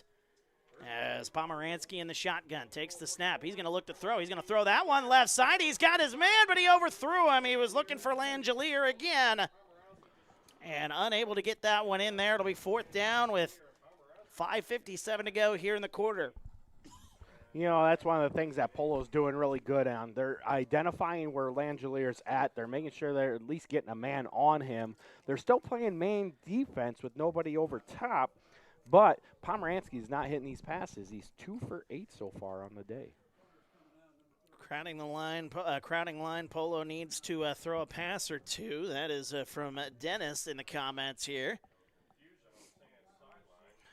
And Barron reacting, saying they seem content to run the ball. On a wet, windy day, I'd be content to run the ball as well. But it looks like there was a penalty on the Cardinals. Didn't see what the call was. Did you see what the call was there, I sir? did not catch the call. So that's going to push him back, and instead of being 4th down, they're going to push him back, and it's going to be 3rd down again. Was it too many men on the line of scrimmage? It might have been what it was. So it'll be 3rd down and about 8.5. I'm surprised you don't take the 4th down opportunity, but we'll see if it works out. Here's Pomeranski. He's going to look to throw. Throws it right side, looking for his man. It's in and out of his hands as he was looking for Trevor Van Pelt, who has a touchdown here today. Now it'll be 4th down and long, so the gamble pays off for head coach Ted Alston. They are definitely trying to pick on Jordan Reed quite a bit, and so far it's worked at different times, but he's starting to pick up that defensive part of it here. 5:53 to go. 3 wide receivers are going to split out to the right, 1 to the left. 4th down and 8 at the 49-yard line, Pomeranski looking to throw over the middle of the field. He's got his man. There's Van Pelt. He's inside the 35. What a big conversion there for Van Pelt, who's got the touchdown earlier today. 1st and 10, a good throw from Pomeranski over the middle. Yeah, that was a huge play. Obviously, you had Langelier coming from the left side to set up that misdirection with Van Pelt cutting across on that post pattern there. Good play by St. Anne. Just the 3rd completion here in this ball game. That one for 14. Completing that one to Trevor Van Pelt. Number 17, and he's a big dude. 3 to the right, 1 to the left. Pomeranski in the shotgun again. Here's the snap, looking to throw. Now he's gonna throw it. Oh, he had a man, but it's in and out of his hands. Looking for Gavin Threm Romero, the running back. Kind of a trick play right there. It looked like it was going to be a draw, and then he pulled it back, tried to throw, but it went in and out of the hands of Romero. It'll be 2nd down and 10. I'm more impressed that he had the wherewithal to see that play was broken up and was able to somehow get that pass off, because that was not a natural pass either. Was not indeed. 35-yard line is where the Cardinals will set up. 3 to the left now, 1 to the right. That's Pomeranski awaiting the snap. Takes it, looks to throw. Pomeranski going to roll out to the right. Pressure comes. Oh. He loses the ball. He loses the ball. It's still on the ground, but the Marcos are going to have it regardless. Back at the 45-yard line. 2nd turnover of the ball game for the Cardinals. They are going to land on it, and it is a big, big stop for the Marcos. Huge strip stack there by Damon Rao, and then Wyatt Placknell falling on the ball to get the fumble recovery. Man, that's a big play for Polo, but an unfortunate mistake on St. Anne's side. I said 2nd turnover. You did have the turnover on downs, but technically that's the 1st actual turnover of the ball game here. Polo had the earlier turnover here in this ball game, so each team has turned it over once. St. Anne did have a turnover on downs. So my mistake there. 5:07 to go here. Ball at the 45-yard line as J.T. Stevenson. He will step out there and take the snap. He's going to roll it to the left side, and he's going to run his way past the 50. Still on his feet. He's near the 45, near the line to gain. They're going to give him a 1st down. Good 10-yard run there by Stevenson for sure. Gets the Marcos back into Cardinal territory. So like you said, St. Anne's had a lot of great field position, but Polo's been showing to be able to drive the field regardless of where they start. Under 5 minutes to go here in quarter number 2 as we're at the 45-yard line now on the plus side of the field. Kai bringing up that Polo gets the ball to start the 2nd half, so they could do a little double dip here. Yeah, it's going to be huge, especially if they get that touchdown here going into halftime and then come out and get the ball to start the second half. And Stevenson will be in the shotgun here, awaiting the snap. Stevenson fakes the handoff to Mumford. He's going to take it left side. He's got a big hole. He's going to be past the 35. And another first down for J.T. Stevenson, down at the 33. Big 12-yard run there for J.T. Stevenson, as he is now up to 84 yards on the ground.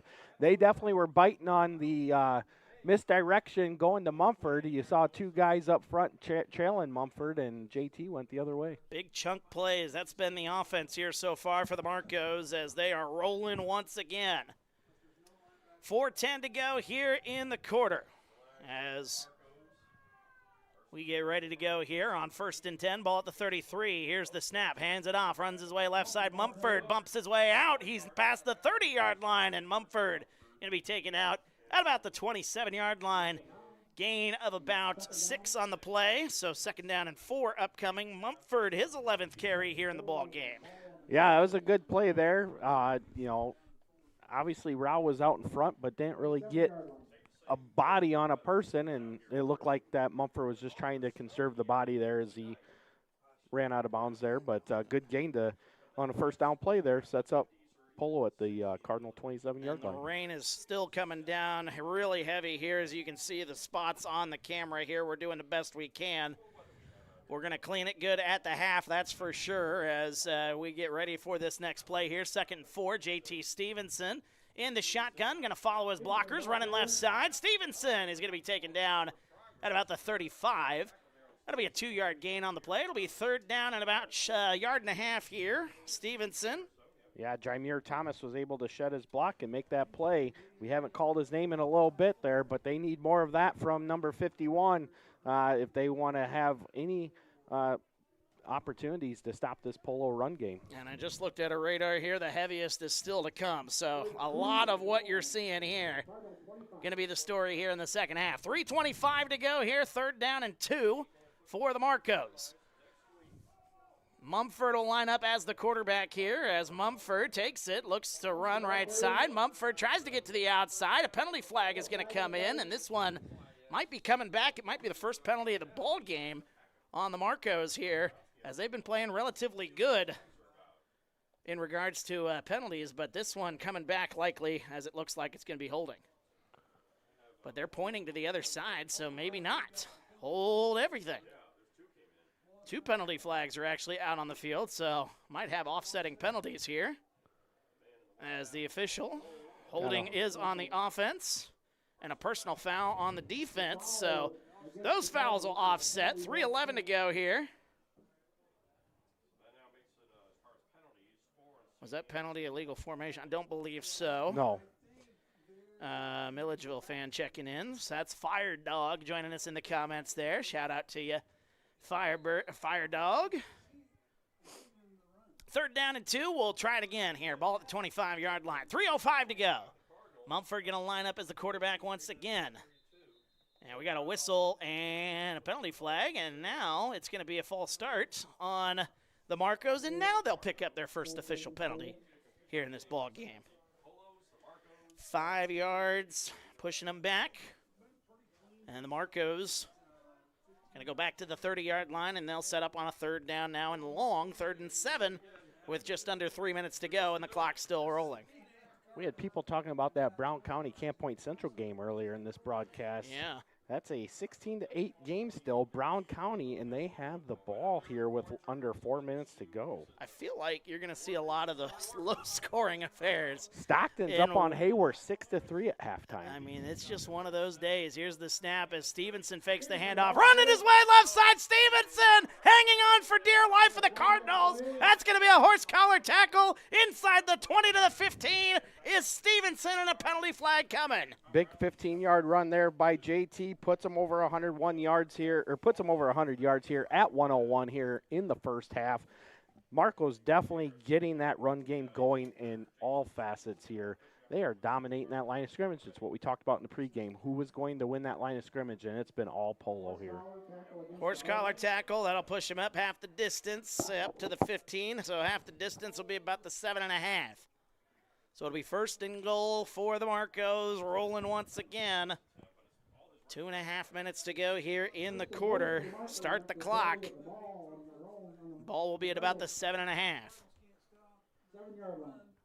A lot of time here. St. still. Anne, you feel like needs a stop here on this goal-to-go situation. They need some good vibes here for sure, because they're about to get down by 3 scores, which is not good.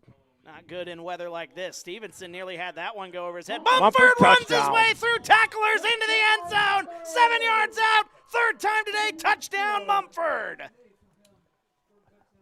Man, that was a great play by Stevenson to corral that snap, because that was definitely looking like it was going over his head, and able to still get the handoff to Mumford, who had a straight shot right off that right side into the end zone. 2:05 to go here, quarter number 2. 28-6, Marcos with the lead as we get ready for the extra 2-point try, excuse me. 2:05 left here in quarter number 2 as here's the snap. Stevenson pitches it fakes the pitch, throws it, end zone, has a man. Is he in play? He is. That's a 2-point try, and that is Corbin Kavanaugh. 6'4", 200-pound tight end. It's a good target on a play like that. 2-point try is successful. 30-6 our score. We'll take a break. We're back after this. TSSR Game Time Live, presented by MDH. At Western Illinois University, leathernecks don't just blend in. Our purple stands out. Our students are innovative, creative, and resilient. At WIU, there is limitless potential, with campuses in Macomb, the Quad Cities, and online. Visit wiu.edu/potential to become a leatherneck and get an education that stands out.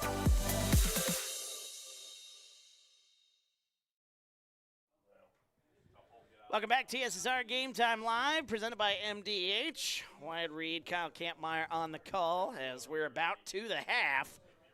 As 2:05 left, another touchdown for the Marcos, 30-6. St. Anne, we just talked about it here. Need a little bit of good vibes here. This end of the half drive, very, very crucial in a game like this here, Kyle. Yeah, definitely. And the other thing is we talked about Polo needing to get that score, getting the ball here at the half, but St. Anne needs to have a response. There's Langelier. He's got the return up near midfield. So They have 2 minutes to drive 51 yards here, and a score here is going to be critical for them to stay in this game. So my question to you, Kyle, is we've seen them throw the ball deep down the field to Langelier a lot. What would you say to maybe getting him in the backfield here on a couple of plays, maybe using him as a back? You want to try to get him the ball as much as possible. Why not use him as a running back on a day like today? Well, that's just it. You got to find your best players to get them the ball, and that's what St. Anne's been trying to do.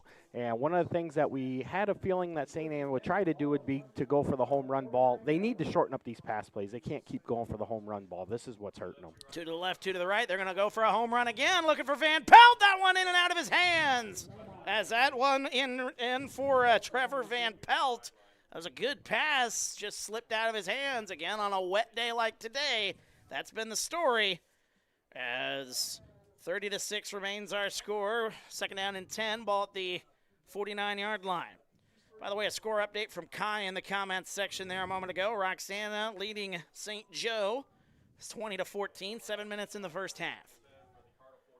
Some good football being played throughout the state of Illinois. Here's the snap, looking to throw. Throwing that one deep left side. Good coverage down the left side. That one is incomplete. Looking for Langelier again. He wants a penalty flag. That looked like good coverage on the play from Mumford. How about that from a guy who didn't practice all week? Well, he's definitely he's their best cover corner, no doubt about that, and able to stay with Langelier on that one. A little bit of incidental contact, but I think there was no flag because there was a little shoving from both sides of the party there. Cardinals' only touchdown was a very short field, and they haven't stopped Polo yet. A bad combination, Barron mentions.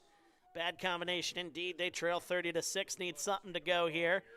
1:48 to go here in the first half. One wide receiver splits out to the left, one on the right.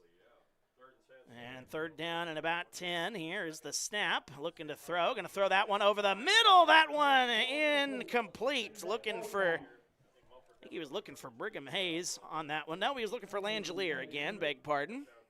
He was trying to run a crossing route on that one. So 3 passes, 3 incompletions, and now a 4th down here. Possibly a punting situation here for St. Anne. And now the Marcos with another chance potentially to get the ball and score before the half. A big one in 3A here as Monmouth-Roseville leading Bloomington Central Catholic 29-15 late in the game. How about that? The Titans of Monmouth-Roseville. That's in my neck of the woods as that one goes out of play. Coming over from Burlington, Iowa here today to this one, so drive right through the heart of Monmouth. Beautiful town there of Monmouth, Illinois. And Monmouth-Roseville, that's a big one there, Bloomington Central Catholic, if they're able to pull that one off. So the ball goes out of bounds at about the 21-yard line, so we'll see how aggressive head coach Ted Alston is for the Marcos on this drive. He might be content just to walk in with a three-score lead at 24 points, 30-6 with 1:39 to go. I don't think he'd be too upset about that, that's for sure, especially with how close this game was anticipated on being. J.T. Stevenson, here's the snap, looking to run it himself as he is spun down. He'll be near the 25-yard line, gain of about 2 on the play.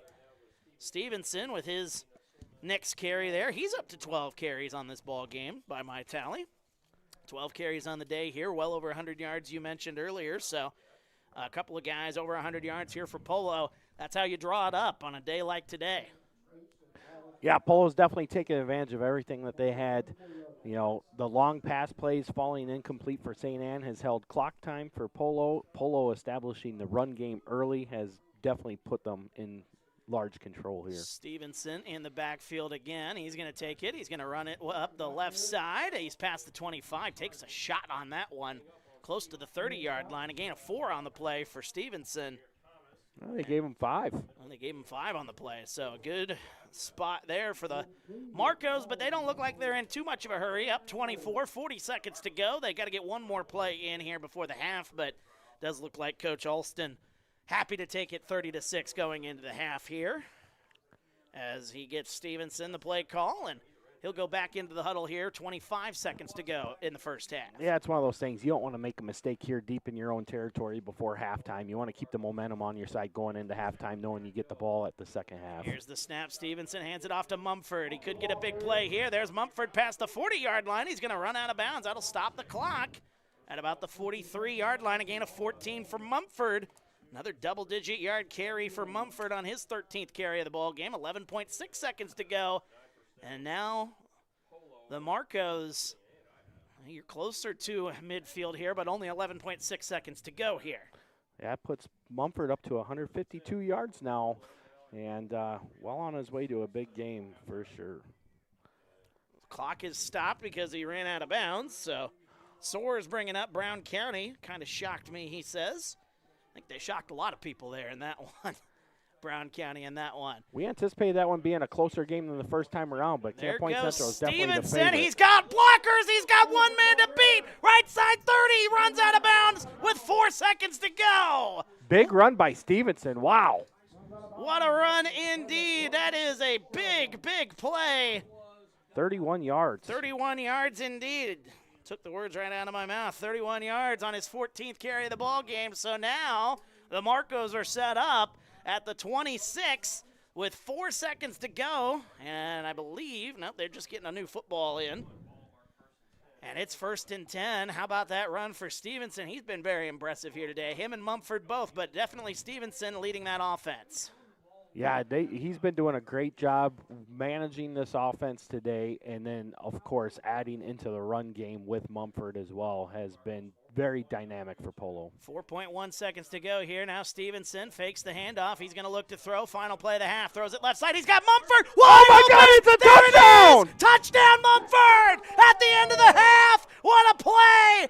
Mumford from 26 in the receiving game. What a throw and catch. And that is a stunner to end the first half. We thought the Marcos were going to be very happy just to go into the half up 30-6. Not so fast. Touchdown. It's 36-6.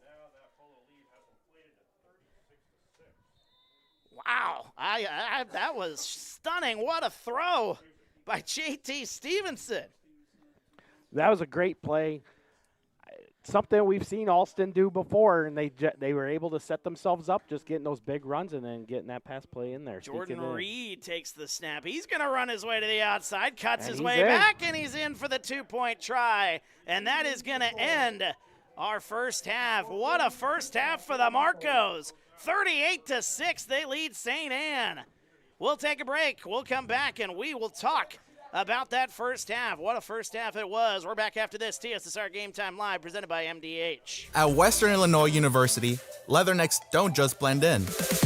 Our purple stands out. Our students are innovative, creative, and resilient. At WIU, there's limitless potential, with campuses in Macomb, the Quad Cities, and online. Visit wiu.edu/potential to become a Leatherneck and get an education that stands out. There's been a lot of rewarding parts working at McDonough District Hospital. I've had patients come to me that maybe have not had care in the community, care available. So with the addition of nurse practitioners lately, we've been able to add more care, and that's very rewarding to me. My hope is that when the patients leave at the end of an appointment, they leave and they definitely feel like they've been listened to, and they feel like their needs have been met, their cares have been met, and that they're going to get the proper treatment that they deserve from me as a provider. Welcome back, TSSR Game Time Live, presented by MDH. Wyatt Reed, Kyle Kampmeyer on the call here from Polo High School here in Polo, Illinois, as the Marcos leading the Cardinals of St. Anne 38-6. I think you and I are still in shock about what happened there just in the last few moments there, that half. Minute 40 to go. Marcos get the ball deep in their own territory. You think they're just going to run out the clock, but that was not the case. They got a couple of big plays, and then the pass play on the final play of the half. They are really trying to twist that knife a little bit here as they lead it 38-6. Well, it's one of those things. They were deep in their own field. You kind of figured that they would take their time, but then two big run plays set up by Mumford and Stevenson gave them the opportunity to take that chance and take that risk, and they were able to connect on it because they had Kavanaugh going down right side on that play, and they had Mumford leaking out of the backfield going down the left side wide open, and JT was able to find him on that, and man, touchdown there. That was a huge, huge turn of events there. Beautiful on the wheel route, Barron pointing out there. So that was a beautiful play there. And 38-6 in this game, really just kind of turning on its head here early. Felt like it was all St. Anne in the early parts of this ball game here, where St. Anne got the ball, good field position, but they turned it over on downs. But then the Marcos of Polo, how this game started out, they fumbled the ball on the second play of the ball game. So then St. Anne got another try, got into the end zone. It looked like, it was all juices flowing there for St. Anne, but it's been all Marcos since that early part of the ball game. Yeah, St. Anne came out and started exactly how we thought that they should. They came out, they got a big kick return to open the game by Langelier, set them up in good field position. Polo was able to turn them away. Like you said, that fumble by Mumford converted by St. Anne into an eventual touchdown pass. And since then, it's been all Polo, and they've put up 38 unanswered points here. They are just controlling that line of scrimmage, and St. Anne has not given us an answer yet as to how they're going to slow down this run game for Polo. As a guy who did not practice all week this week, Mercer Mumford, a lot of questions about him, whether or not he would even play here in this ball game, but boy, he has turned everybody into a believer. Got the clearance late yesterday, and now here he is, well over 100 yards here, 3 touchdowns in the first half. Mercer Mumford, that's one special kid there, isn't it? He's a tough kid. There's no doubt about that. Talking about his therapy that he had to go through and the situation that he's got going on, the ability to go through the range of motion exercises despite all the pain he's having just tells you about the toughness that Mercer Mumford has. And then on top of that, to come out here and be able to take the hits that he's taken. Of course, he's had a couple plays here where he's been conserving his body, just getting out of bounds to avoid contact as well, but at the same time, getting big chunks of yards. Obviously has 4 touchdowns here in the first half, 3 on the ground, 1 through the air there to end the half. Huge, huge contributions by Mumford. Certainly so, and 38-6 is our score here, but, equally as impressive in this first half. JT Stevenson leading that offense there as the quarterback, but his rushing attack has been very, very incredible here through one half of football here. He's over 100 yards. He's had some big plays, and he found his way into the end zone there late in the first half. Yeah, JT Stevenson, like you said, him and Mumford have carried the ball the same amount of times here. JT Stevenson, 139 yards here with that one touchdown run earlier, and then, of course, that touchdown pass here to end the game, or end that first half, I mean. Big contributions by both Mumford and Stevenson. And, you know, you got to give credit to the line up front, too. I mean, we've talked about it numerous times. Wyatt Placknell definitely getting out in front there. And then you have Ethan Dewey and Eli Perez helping out as well. Just a lot of good things going on here for the Marcos. And then defensively, they have just started to shut down that run game. They certainly have. They tried to lean on the run game there with Thompson, but couldn't get anything going, St. Anne, so then they tried going into the passing game. And on a wet day like today, it's kind of tricky to get that passing game going, and it just hasn't been able to go so far for the Cardinals. But we'll talk about some second-half adjustments here, talk about some of the other football going on across the state of Illinois, especially in the 8-man department as we're covering those 8-man games here on TSSR. So we'll take a break. When we come back, more halftime as the Marcos leading the Cardinals here at the half.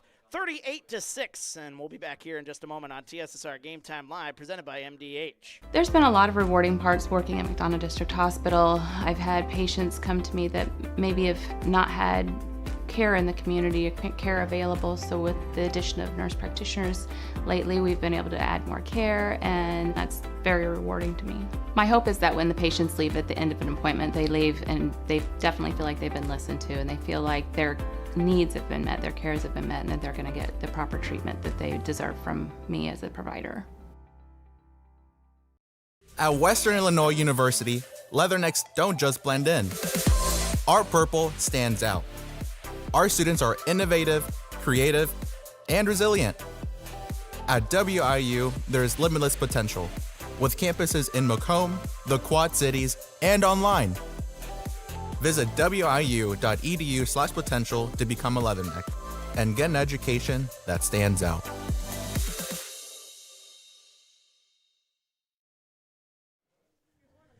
Welcome back, TSSR Game Time Live, presented by MDH. Wyatt Reed, Kyle Kampmeyer on the call here on this wet Saturday afternoon. 38-6, the Marcos of Polo leading the Cardinals of St. Anne here in the quarterfinals in the I8FA.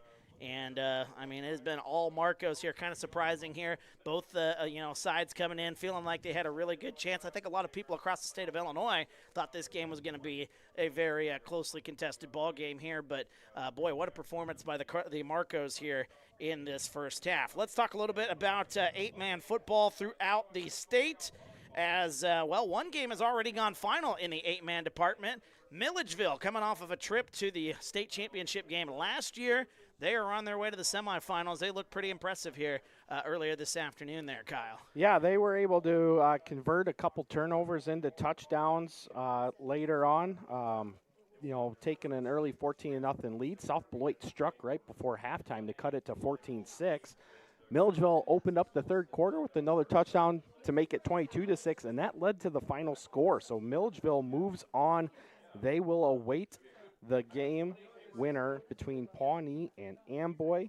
If Pawnee wins, then Milledgeville is at home, but if Amboy wins, Amboy will be at home in that game in the semifinals, and of course that'll be right down the street from us here. Yeah, pretty much. Yeah, not too far away. We'll be making another trip to the north here potentially next week. All right, some of the games that we got coming up on TSSR here on this YouTube page. One gets underway at about 4 o'clock here.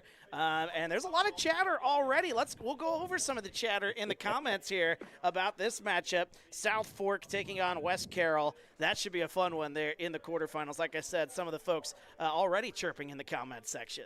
Yeah, it's definitely going to have a lot of intrigue. They're playing West Carroll. Both teams looking to get their first shot at the semifinals. South Fork in their first quarterfinal appearance. West Carroll in their second consecutive quarterfinal appearance.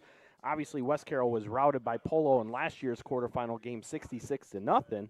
where South Fork has had to go up against Ridgewood each of the last 3 years, losing in the first round those 3 years. They got that monkey off their back. They're in the quarterfinals. They have the state's leading rusher in George Bailey, who is over 2,000 yards on the season with 37 touchdowns on the ground. He's had a huge year for the Ponies, and right now, everything is exciting for South Fork. Myself and Joe Murdian talked about it on our podcast earlier this year that, South Fork had the most returning players off of a team coming back. The expectations for the Ponies were going to be high. And, West Carroll is a relatively young team as well. They are getting healthy with the run play of Aiden Buckles. He had 328 yards last week on 11 carries for 4 touchdowns in round 1. So, that's going to be very interesting to see who can come out in that one. It's definitely going to be the Buckles and Bailey show, so it's going to be a lot of fun to watch later tonight. Certainly is, and we'll have that one for you here on TSSR. That gets underway at 4 o'clock. So, again, you can pull up at TSSR, the homepage, go to the live tab, and you'll have that one for you. Then tonight, 6 o'clock start with staffing shortages. We may not be able to get the first half of that game on, but the second half, most likely for the Pawnee and Amboy game. Defending state champion Amboy, I mean, they sit at the 5 seed. I don't think they care about the regular season at this point. They are a freight train rolling right now, and Pawnee's going to have their hands full here this afternoon. Well, we saw the same thing last year. Amboy went into week 5 with a rematch with Ridgewood. They lost the rematch, the same game that they had in week 1, and, of course, the 2023 state championship. But when it came to the playoffs, Amboy was all go, no stop, and here's the thing. Amboy had that first week loss to Milledgeville. Milledgeville's been ranked number 1 in the state every week since then. Amboy's been right there on their heels. And, it's like Coach Payne always says.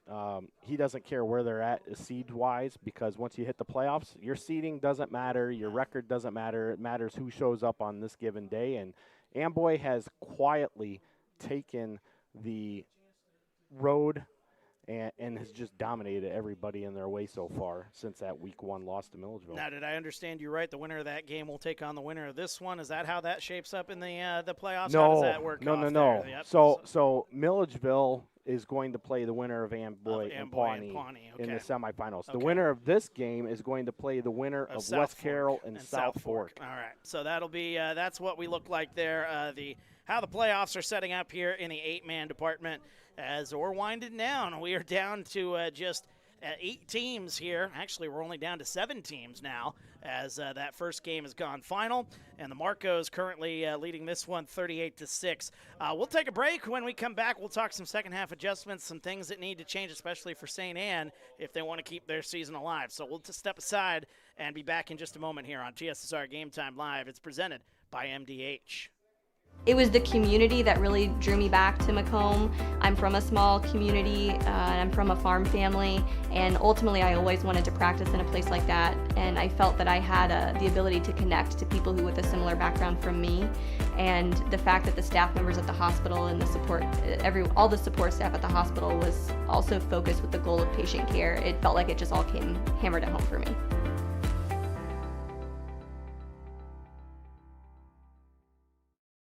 At Western Illinois University, Leathernecks don't just blend in. Our purple stands out. Our students are innovative, creative, and resilient. At WIU, there's limitless potential, with campuses in Macomb, the Quad Cities, and online. Visit wiu.edu/potential to become a Leatherneck and get an education that stands out.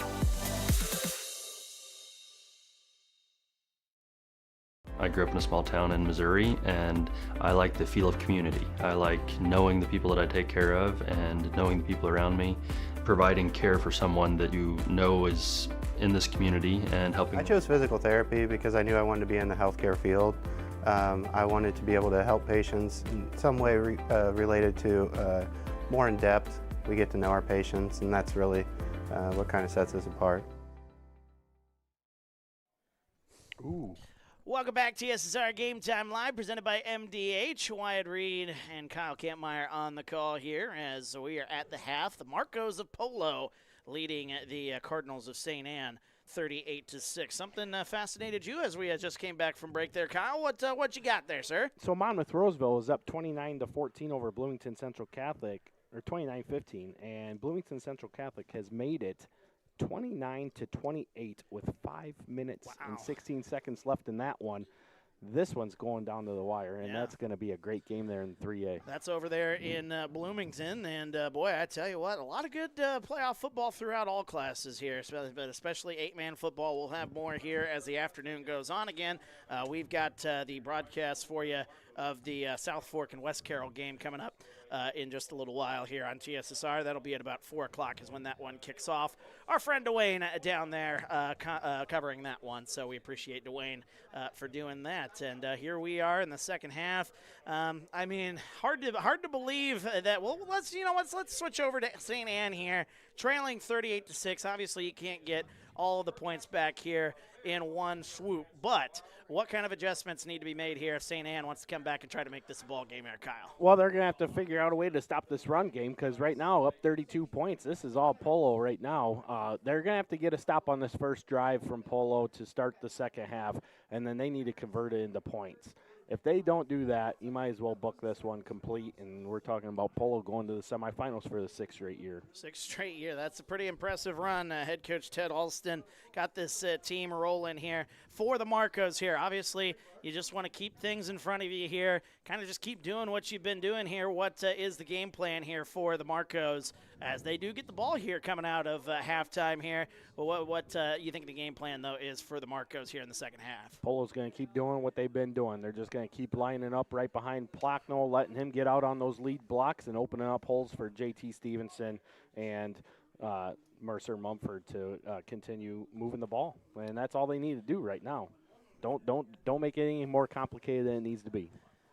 Good to have everybody along here with us this afternoon. Hey, if you got any scores from us around the state of Illinois, let us know. Put it in the comments there. We've had a couple of scores coming in throughout our comment section. We're happy to have more scores. I know Kyle's been looking at his phone throughout the broadcast here, keeping an eye on some things.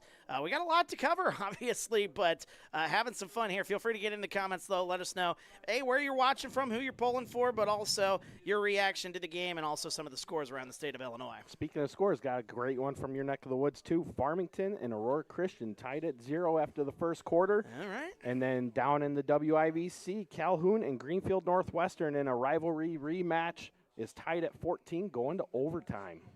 All right, so there's that all going on here. One of the scores I'm curious about is Macomb Bomber football. Did they they lost to Geneseo today. Yep. That one just went final there. The Macomb, that was one I was kind of curious about.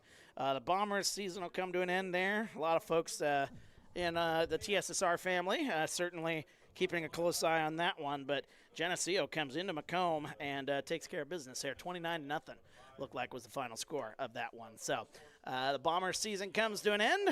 We have got 2 more quarters of football here. 2-minute mark on the clock. We'll step aside one final time when we come back, second half of football, as the Marcos of Polo leading 38-6 over St. Anne. We're back after this. TSSR Game Time Live, presented by MDH. When I walk in and talk to my patients, I like my patients first and foremost to feel comfortable. I like to keep it real with them. I like them to know that I'm there to listen to them and to help them understand some of the processes that they may be going through. The most rewarding aspect that I feel with caring for patients is when those patients come back in and they tell me how much better they feel for something that I have helped them accomplish in their healthcare.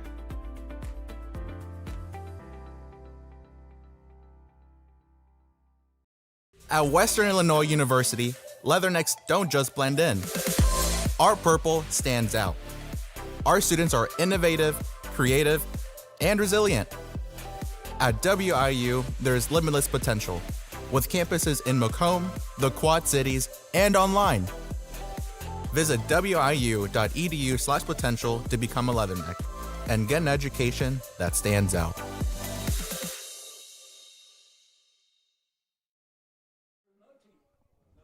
Welcome back, TSSR Game Time Live, presented by MDH. Wyatt Reed, Kyle Kampmeyer on the call as we are at the half, about to start the second half of this contest between the Marcos of Polo and the Cardinals of St. Anne. St. Anne here in the final seconds.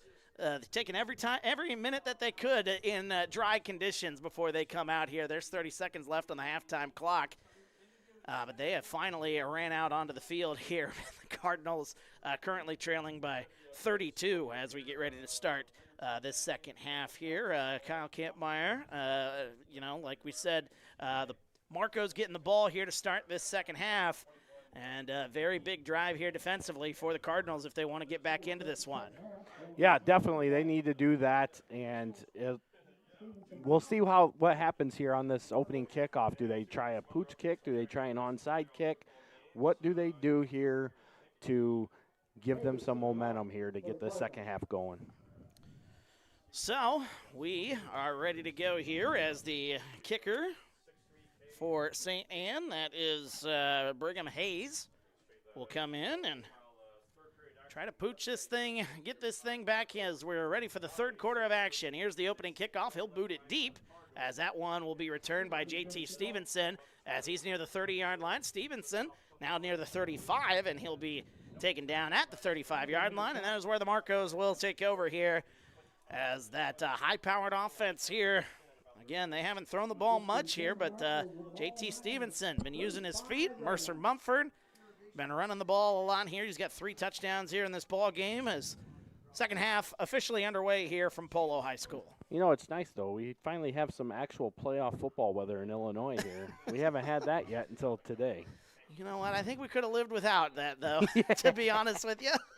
It is a cold, wet one here, so a lot of folks filing in here tonight on our broadcast stream. So we appreciate you guys joining us. We certainly understand not wanting to be out there in this kind of weather here. Stevenson awaiting the snap. He'll take it, hand it off to Mumford. He'll run his way right side. Mumford is going to get past the 40-yard line, as he'll be down at about the 42-yard line. Gain of 7 on the play from Mercer Mumford, picking right up where he left off here as a big gain, 7 yards on the play.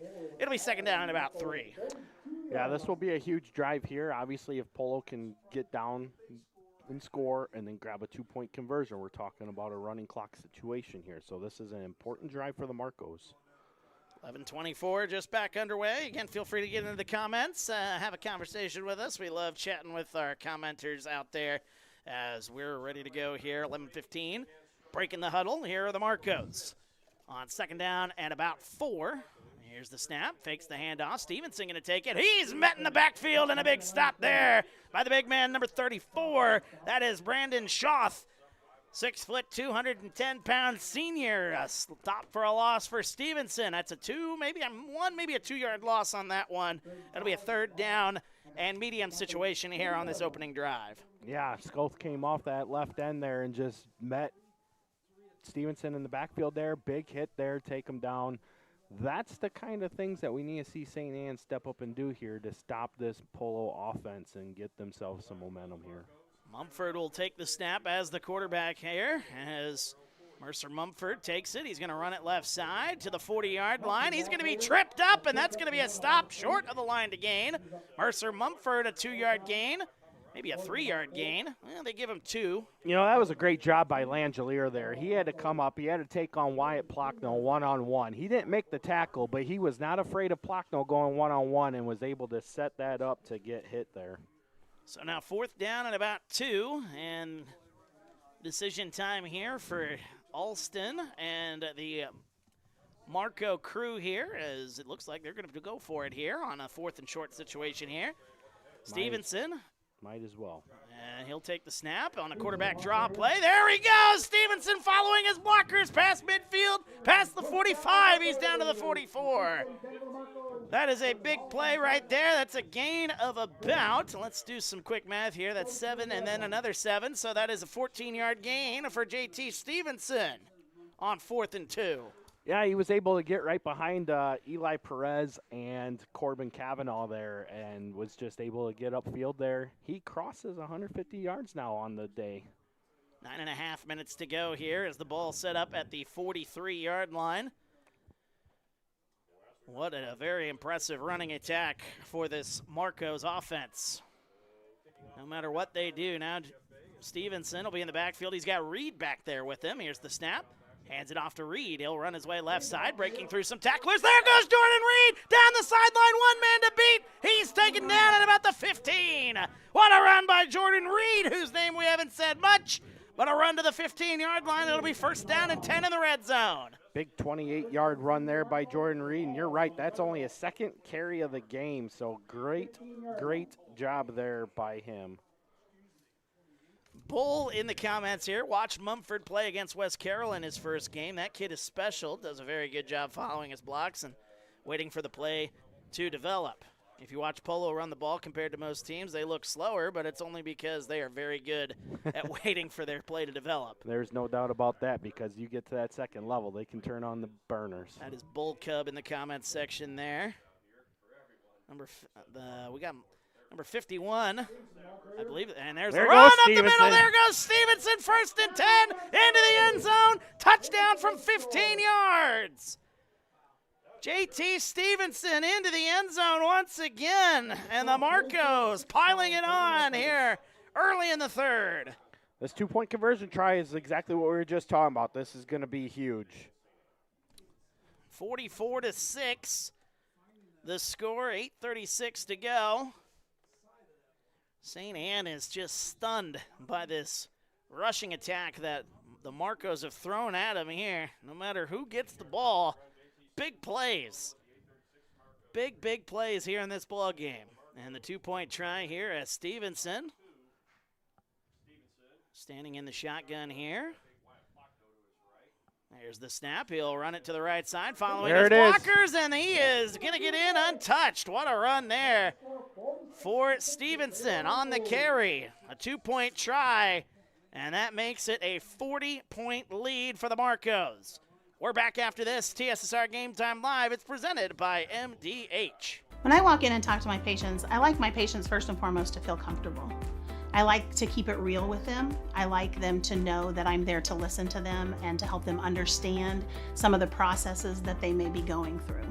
The most rewarding aspect that I feel with caring for patients is when those patients come back in and they tell me how much better they feel for something that I have helped them accomplish in their healthcare.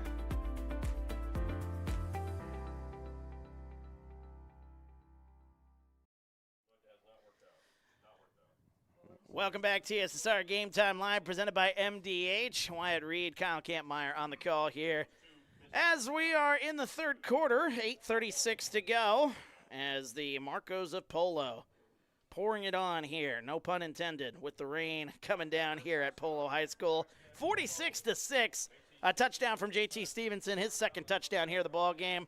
What a running attack that we've seen here in this ball game by the Marcos, Kyle Kampmeyer, and now we've got a running clock situation here in a playoff game. Yeah, we're closing in on 330 yards on the ground from Polo. Like you said, a running clock here as they have taken full control of this game. As the return by Thompson near the 35. There goes Thompson. He's got some room past midfield. He might go. There he goes left side. One man to beat. That's Stevenson. He's ran out of bounds. Runs his way inside the 30 to the 26. What a response there for Thompson.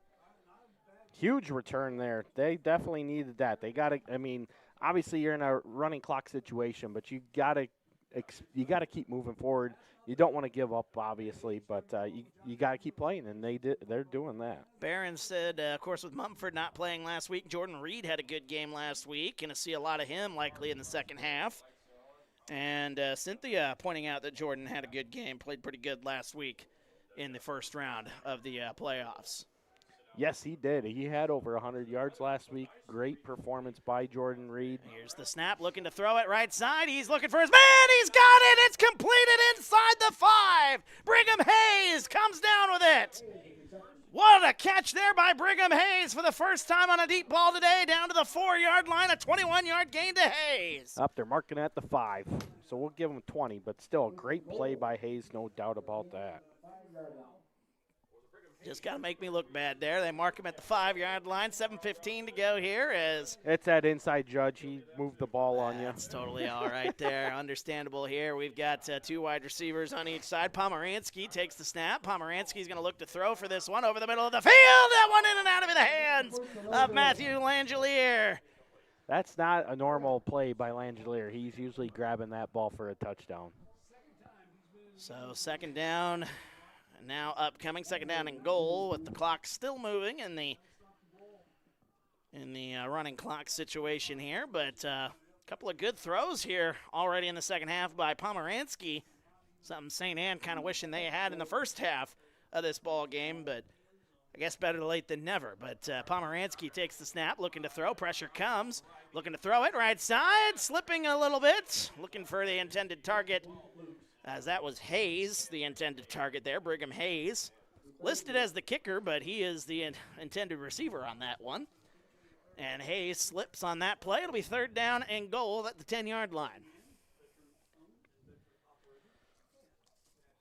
Monmouth-Roseville pulls out the win 29-28 over Bloomington Central Catholic. Wow. So the Titans move on. Good win there for Monmouth-Roseville. Also, Calhoun pulled out that overtime win. Pomeranski's throw, that one near the line. Are they going to say he's in? He's going to be about a half a yard short. It's to Thompson, a 4-yard gain to Thompson.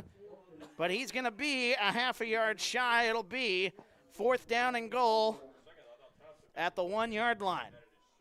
5.5 to go here in the third.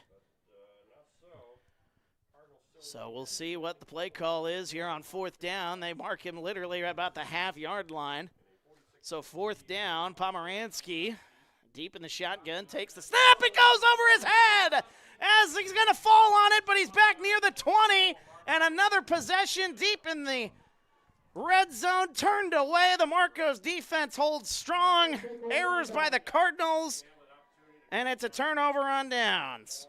Yeah, that was an unfortunate play there for St. Anne, giving Polo the ball again. And, you got to be able to convert those, unfortunately, and they could not. And it's Polo ball, first down, just under 5 minutes to go in the third. Hadn't seen that much at all here in this ball game, but fourth and goal, one of the worst times to see it go over your head. And now the Marcos will take over once again here, leading by 40, 46-6. J.T. Stevenson still in this ball game. He'll come in. Of course, in 8-man football, you don't have too deep a rosters, but you do have Jordan Reed in the backfield now. Here's the snap. They'll hand it off. Reed runs his way, spins his way through some tacklers, as he'll be down at about the 25-yard line. Give him a 5-yard gain there. Jordan Reed on his first carry. Maybe they make it 4, so a gain of 4, Second down and 6 upcoming. As expected, Jordan Reed coming in for Mercer Mumford, who, of course, didn't know whether or not he was going to play here in this ball game, but got the okay. Had a great first half, but now up by 40. They're going to Jordan Reed, the backup here. So J.T. Stevenson, though, the quarterback, comes back in with the call. Second down and 6, 3:50 to go here in this one. Jordan Reed, the back, as they turn, handed off to him again. Running his way up the middle is Reed. Reed's going to be near the line to gain. He'll be about a yard short. The near side official originally said the 30. There's no way that was the 30-yard line, so that is another 4-yard gain. It'll be third down. That's actually a 5-yard gain for Reed, so it'll be third down and 1. Clock ticks under 3:20 to go here in the third. Yeah, this is great for Polo, obviously. And, obviously we'd like to talk a little bit more about St. Anne, but unfortunately this day has belonged to the Marcos. And they're taking care of business right now. Barron reiterating the goal line stand. Bad time for a bad snap indeed. Here's the snap as that one going to be near the line to gain. And it is going to be a first down for the Marcos. As that carry, didn't see who caught the carry on that one. I didn't see who got that carry. Did you see who got that carry there? I did not. Okay, I think it was Damon Rao who came away with the carry on that one. It very well could have been. I think it was Rao, so that'll be his first carry here of the ball game. We'll give him a 2-yard gain.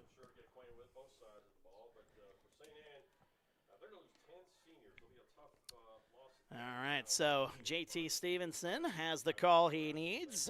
Bull Cub in the comments. L.E. Win. You'll know some of these. Lee Win. And that is 31-7 over GCMS with 5:19 to go in the third. Not surprised by that one. Here's the snap. They hand it off. Running at number 25 for the Marcos. That is Quentin Hart, his first carry here today. And Hart is going to be stopped after a 1-yard gain. So first carry now. Going deep into the bench here is head coach Ted Alston.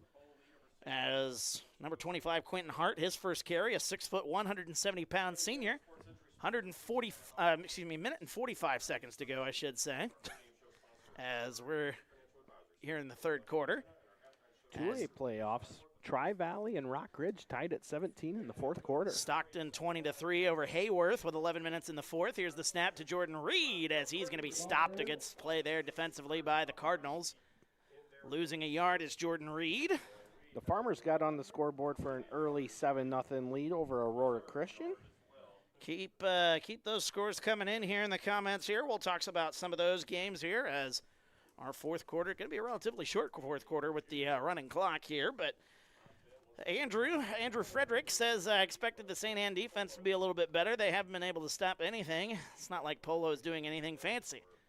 No, but what they do it really well. They don't do fancy, but whatever they do it really, really well. And that's why they're 1 quarter away from punching their ticket into the semifinal. Well, that's just it. They are the winningest program, or one of the winningest programs in 8-man football since moving over in 2019, and they are just proving it once again.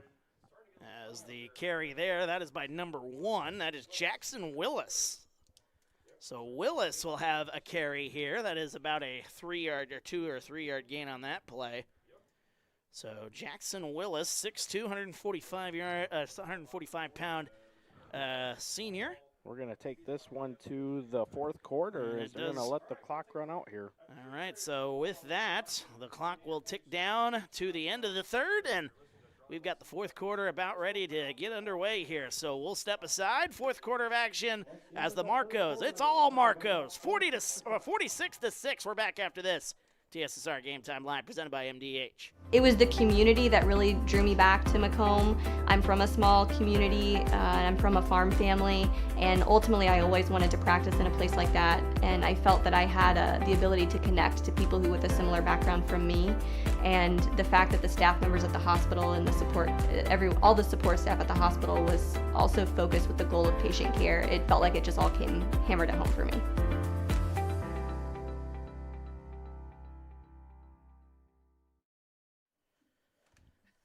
Well, Wilmington should be the number 1 team in state, but yeah, Rock Ridge is number 1. Welcome back to TSSR Game Time Live, presented by MDH. Wyatt Reed, Kyle Kampmeyer, that's the voice you heard there as well. We're talking about some of the great games going on across the state here. I mean, we're getting scores coming in here. Byron beats Dupeck 38-12.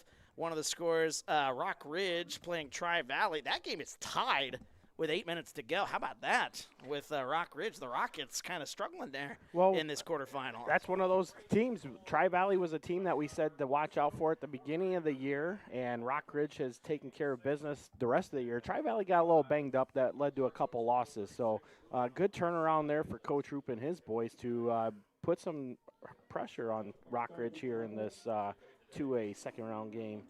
So it's fourth down. It was fourth down in about 3 now, or fourth down in 5. It's now going to be fourth down in about 10 as the penalty out of the timeout.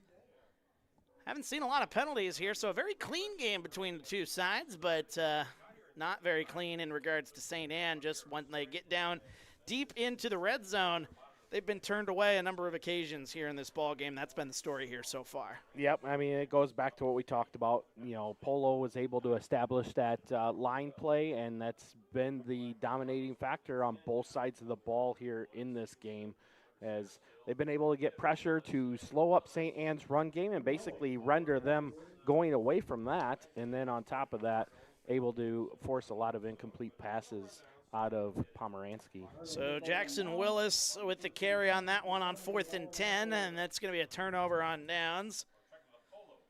As the clock continues to run here, we're under 11 minutes to go. It'll be a short fourth quarter here, barring some magic from the Cardinals. You need a lot of magic in a game like this, obviously. Fourth quarter, though, of action just underway here. Let's get the scoreboard all squared away now. Aurora Christian just tied it up with Farmington with 1:05 left before halftime at 7-7 Farmington, Aurora Christian. It's just been a... Here's Pomeranski, first play. Here's the throw, left side, looking for his man, and he's going to come down with it inside the 15. They've been looking for that play all day. Langelier has it, gain of about 20. Langelier, what a throw there by Pomeranski, down at the 13, gain of 19. Yeah, they definitely needed that. Like you said, they've been trying to hit that all day, and it has not worked, but that time it did. I have that as his first catch of the ball game. Is It that is, true? yeah. Wow. The listed kicker has more catches than Langelier. Who would have thought that? 2 to the right, 2 to the left. Moving a man in motion, rolling to the right side. Pomeranski going to launch this one to the end zone. Has his man! Comes down with it! That's a touchdown, Brigham Hayes! What a catch by Hayes, showing off his hands here in this one. That's the kicker again. What a catch right there. Brigham Hayes, what a throw there by Pomeranski. That was a good throw and way to come back on the ball for Brigham Hayes as well. Good job staying on that and hauling that one in for the touchdown. So give Hayes the touchdown catch. That is his first here in this ball game. Looking to run it right side. Pomeranski going to scamper his way in for a 2-point try. And that is good for the Cardinals. 46-14. We'll step aside. Back after this. TSSR Game Time Live presented by MDH. There's been a lot of rewarding parts working at McDonough District Hospital. I've had patients come to me that maybe have not had care in the community, care available. So with the addition of nurse practitioners lately, we've been able to add more care, and that's very rewarding to me. My hope is that when the patients leave at the end of an appointment, they leave and they definitely feel like they've been listened to, and they feel like their needs have been met, their cares have been met, and that they're going to get the proper treatment that they deserve from me as a provider.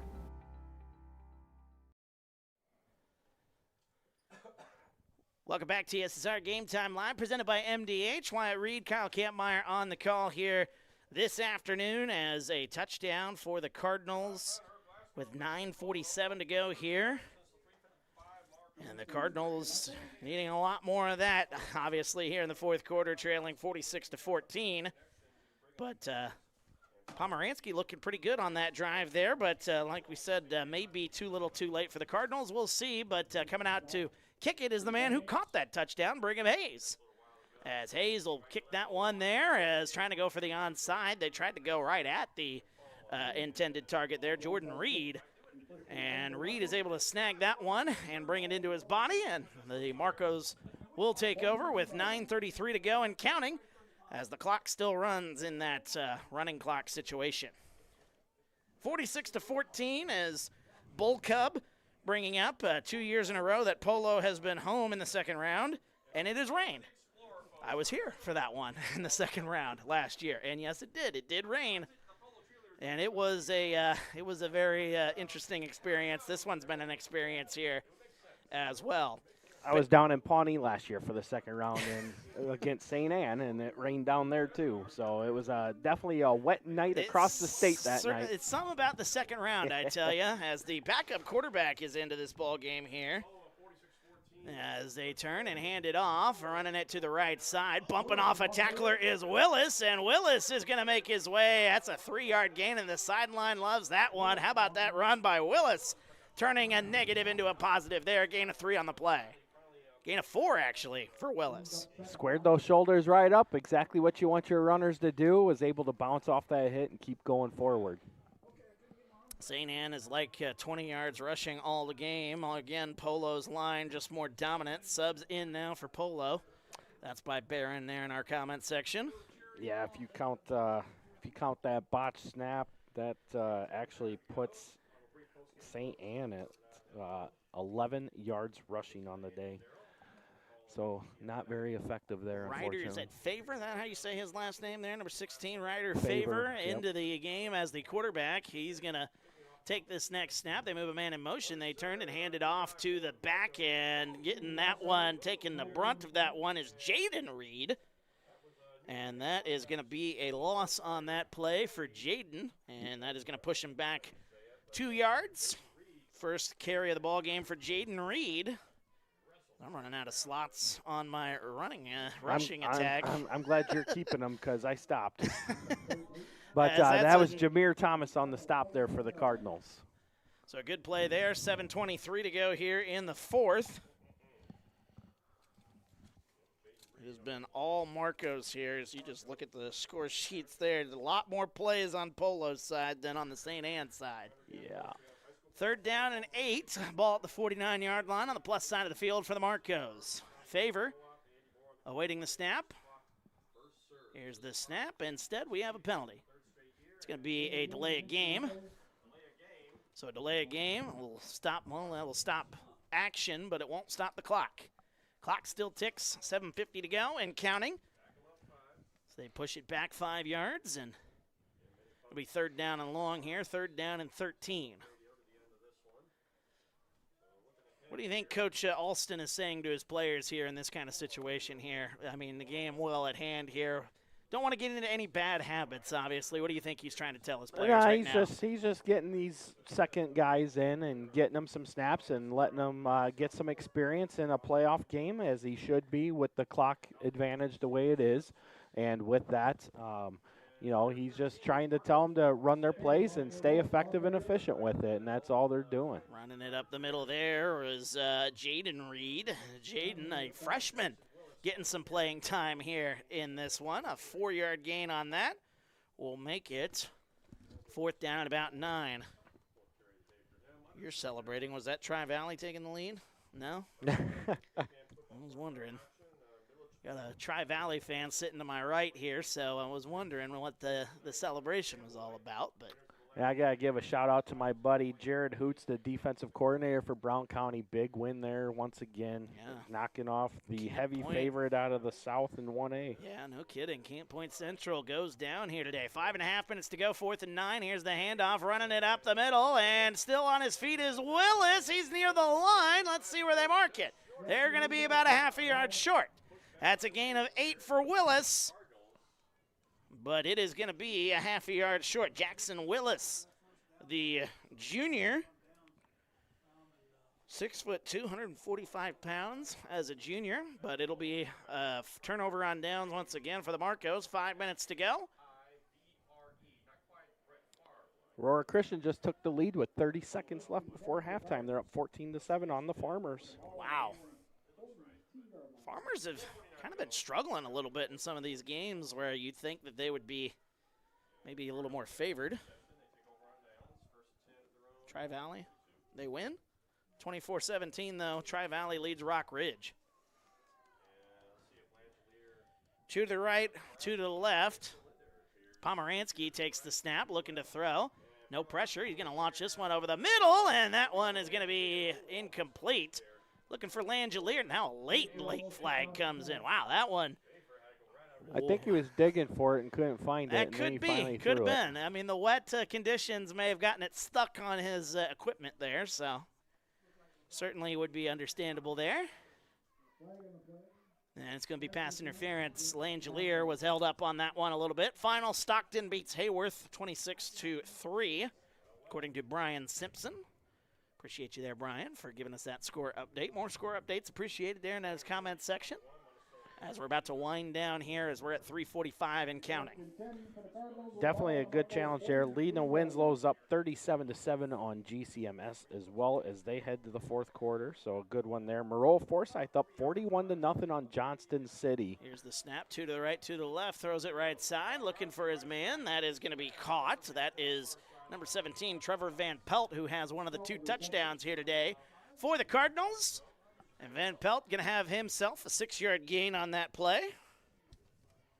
So the Cardinals, that's his 3rd catch here today. That 9-yard touchdown, in the first quarter, which, boy, how things have changed since that moment here in this game. Deer Creek Mackinaw's up 12-6 on Anawan Weathersfield at the half. Close one there. 2 to the right, 2 to the left. Under 3 minutes to go here as Awaiting the snap, moving Langelier in motion as a little option play. Instead, they're going to throw it over the middle of the field. That one's going to be caught at the 30-yard line. That's to Scoth. Big number 34, Brandon Scoth, the tight end, 6 foot, 210. That is a first down. That is a gain of about 5, maybe 6 on that play. So Scoth, give him a catch. And that is going to put him at the 30-yard line here with 2.5 minutes to go. Pomeranski, 2 to the right, 2 to the left. Awaiting the next snap. Moving a man in motion. Here's the snap. Pomeranski looks left. Still looking. Going to roll out. He's going to launch this one. Right side. Looking for the end zone. That one incomplete. Looking for Langelier on that one. And with 2:10 and counting. A penalty flag, though, on the play. It'll be on the Cardinals of St. Anne. Yeah, that was great coverage by the sophomore Camden Schaefer on that one.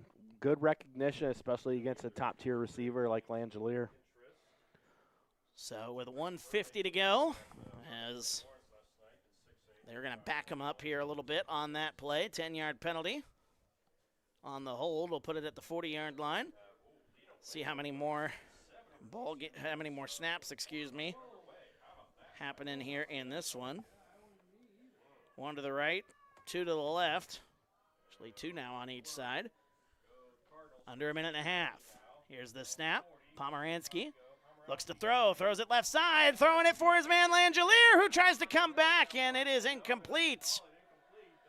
As that one going to fall, 2nd down and 10.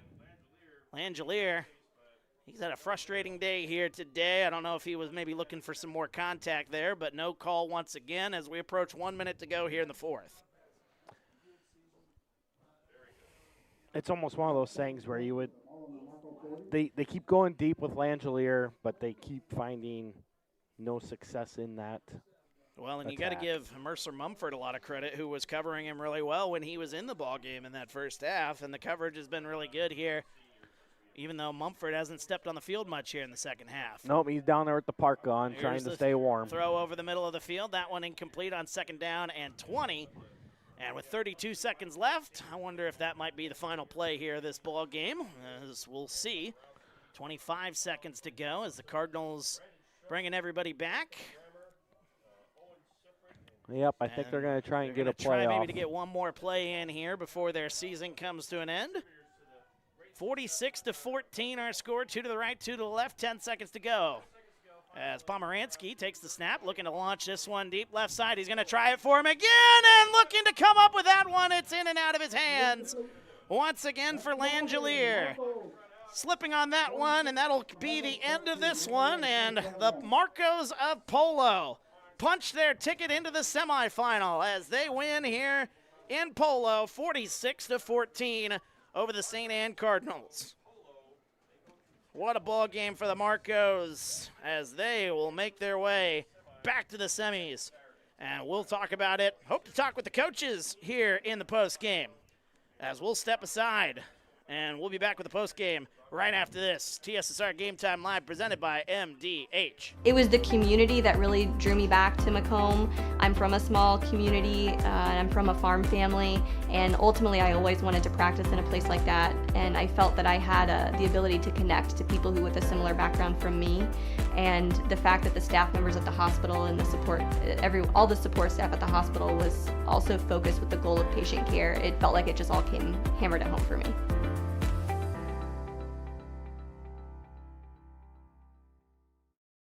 At Western Illinois University, Leathernecks don't just blend in. Our purple stands out. Our students are innovative, creative, and resilient. At WIU, there's limitless potential, with campuses in Macomb, the Quad Cities, and online. Visit wiu.edu/potential to become a Leatherneck and get an education that stands out.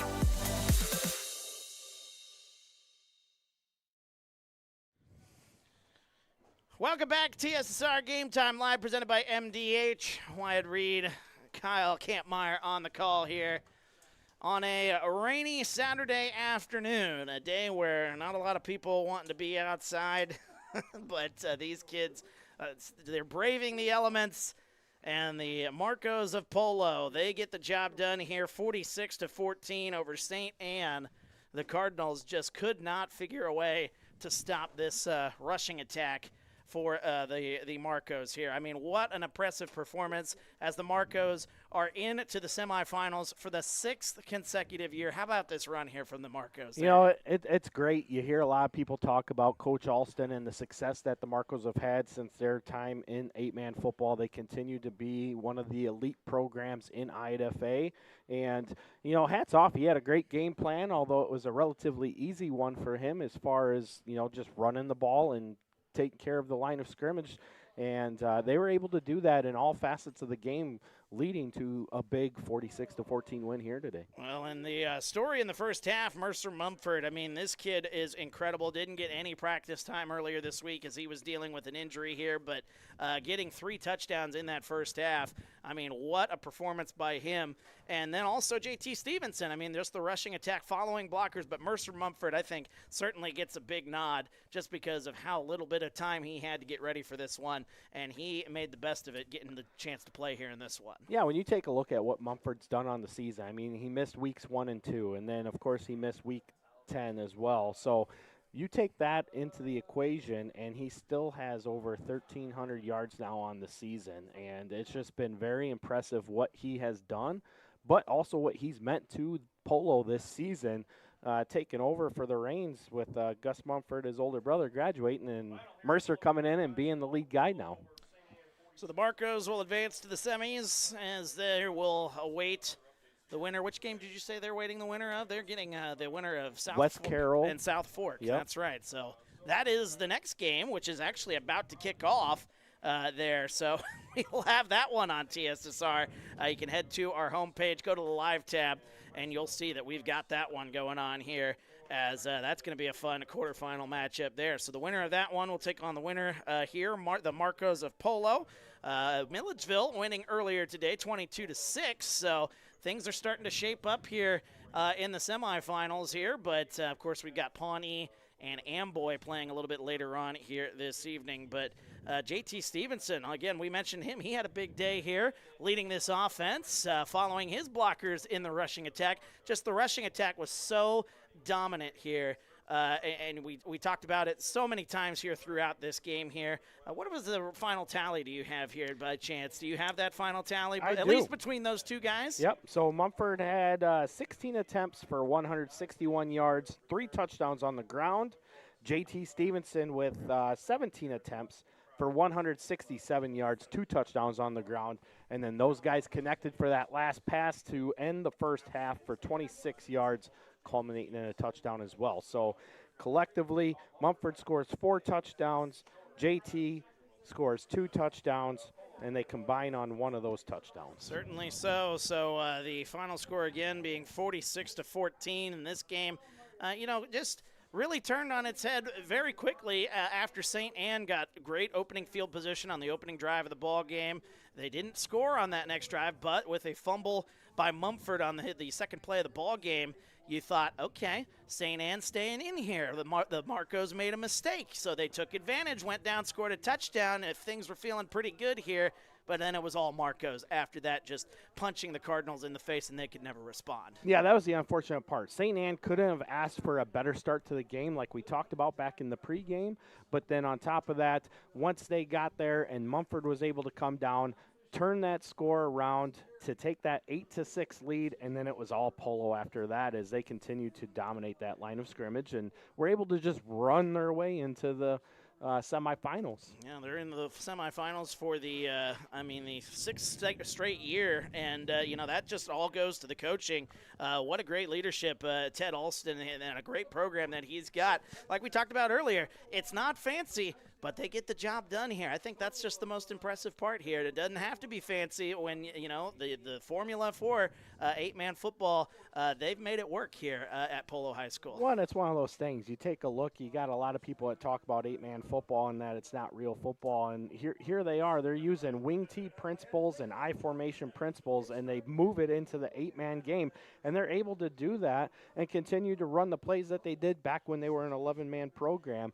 And, there's a lot of things that you can do that lead to success, and Polo's always been a run-first team, and they continue to do that here in the 8-man game, and they've dominated their way throughout the course of the last 6 seasons in many facets as well. We hope to talk with head coach Ted Alston here, as we most likely he'll be up here for some media coverage with the radio guys just off to our right, but we hope to chat with him before we sign off here, so stick around for words from the head coach of the winning side and maybe even the losing side here, Alan Rude. I mean, this is a very good St. Anne team. Obviously did not have their best stuff here today, but a 9-2 season all in all. Still a remarkable season, getting to the Final 8 of this in the state of Illinois. Yeah, I mean, you got to take a look at where St. Anne is as a program. They were in a co-op for a long time, or didn't have football available to them. They took a standalone option, got into the 8-man game.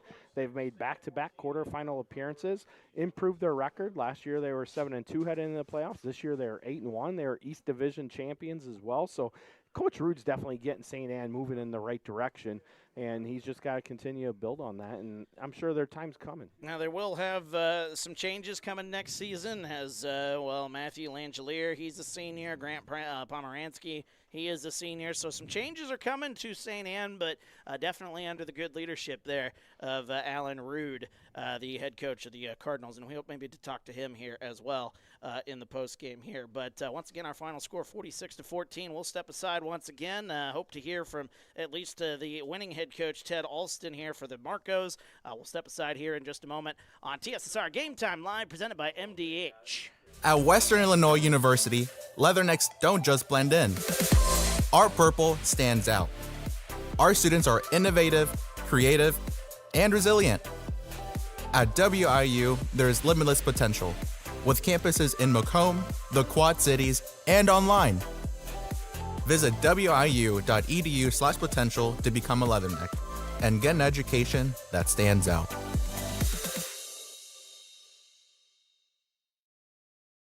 There's been a lot of rewarding parts working at McDonough District Hospital. I've had patients come to me that maybe have not had care in the community, care available, so with the addition of nurse practitioners lately, we've been able to add more care, and that's very rewarding to me. My hope is that when the patients leave at the end of an appointment, they leave and they definitely feel like they've been listened to, and they feel like their needs have been met, their cares have been met, and that they're going to get the proper treatment that they deserve from me as a provider.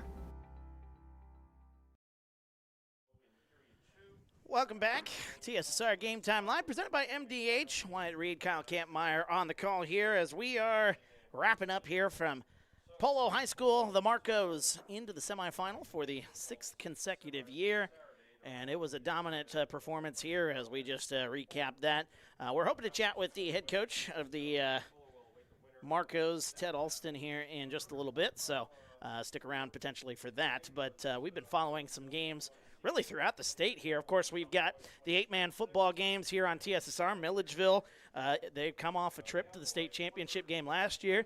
They're back in the semifinal, looking very impressive once again here. Low-scoring affair in that one, but they have punched their ticket into the semifinal, and they will await the winner of the late game tonight, as Pawnee and Amboy set to do battle a little bit later on this evening. But I tell you what, we got a couple still good matchups here. West Carroll and South Fork just about to get underway here, if not already underway. What are you looking for in that one there, as that one just gets underway with West Carroll and South Fork? Well, it's going to be a conversation of who can establish the run game. You got two big backs there with Buckles, Aiden Buckles for West Carroll, and the I8FA rushing leader in George Bailey. And, it's going to be a big game for both teams. What can they do? I think the X factor in that game is going to be South Fork QB Brody Van Hooser. Can he do something in the pass game to help offset them? Brody Lush, their wide receiver for the Ponies, is also the I8FA leading receiver right now on the season as well. So can they do that? But, West Carroll answers back with Winter Harrington at QB. And, of course, they got the big wide receivers in Riker Badimlia and Roger LeBourne, too. So that is the next game, which is currently just getting underway on TSSR. And then the later game, the 6 o'clock game, which we won't have the beginning of that game. We hope to have at least the second half of that game with some staff shortages. Thankfully, those games are close to one another. So Dwayne is going to try to end the game, go from that game to the second half of Pawnee and Amboy. What do you expect from the Pawnee and Amboy game? As we talked about, Amboy coming off a state championship run last season. Well, that's just it. Amboy's looking to get back to Monmouth for the 4th consecutive year. They're the 2-time defending state champs. They played Pawnee last year in the semifinals, winning that game 52-8. The big thing is can Amboy run the ball on Pawnee's defense, and can Pawnee get I8FA's all-time leading passer and Caden Ward into that game plan and get him moving the ball down the field? I think at some point Pawnee needs to be able to establish a run game, and likewise defensively they're going to have to stop the potent attack of Jose Lopez and Colt McCoy for Amboy. So those are the 2 games, one of which is currently going on here, West Carroll and South Fork. The Thunder leading the Ponies 8-0 early on in that one. I believe it was a quick go down the field, maybe a good return there. So the Thunder leading the Ponies there in that one. 8-0 is the score, as Dwayne's got that call there on TSSR. So feel free to check that one out on our homepage. Go to the live tab and make sure you are subscribed if you're not subscribed to this YouTube page, because we cover the 8-man football, and we'll be back at it again next week with semifinal Saturday. Potentially games on Friday, you never know, but definitely semifinal Saturday. And, boy, we're looking forward to it, as this is where it gets important here, and we're having a lot of fun here. And, of course, we appreciate Kyle Kampmeyer coming on the call here.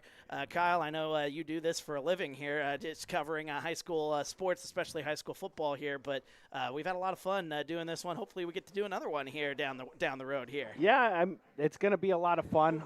Next week for the semifinals, I'll be out of the area, but I'll definitely be tuned into you guys. But we'll definitely be back at Monmouth this year for the state finals as well. So we'll be taking a quick trip up to Minnesota next weekend for a Bears-Vikings game, of course. All right. Well, we've got the head coach of the Marcos, Ted Alston, standing by here. So we're going to get him on and chat with him real quickly here on a cold afternoon here. We won't take up too much of his time here, but the Marcos on their way to the semifinals for the 6th consecutive year. Head coach of the Marcos, Ted Alston, joining us. Coach, congratulations on the win there. It was a wet one. Mother Nature was certainly doing its number on you guys there, but that kind of plays into your attack, wouldn't you say, with your game plan, running the ball and just keeping the ball, in the hands of your 2 guys. That kind of feels like it played into your guys' hands here today. Yeah, I think it did. I mean, I think sometimes, you have a weather condition like this, and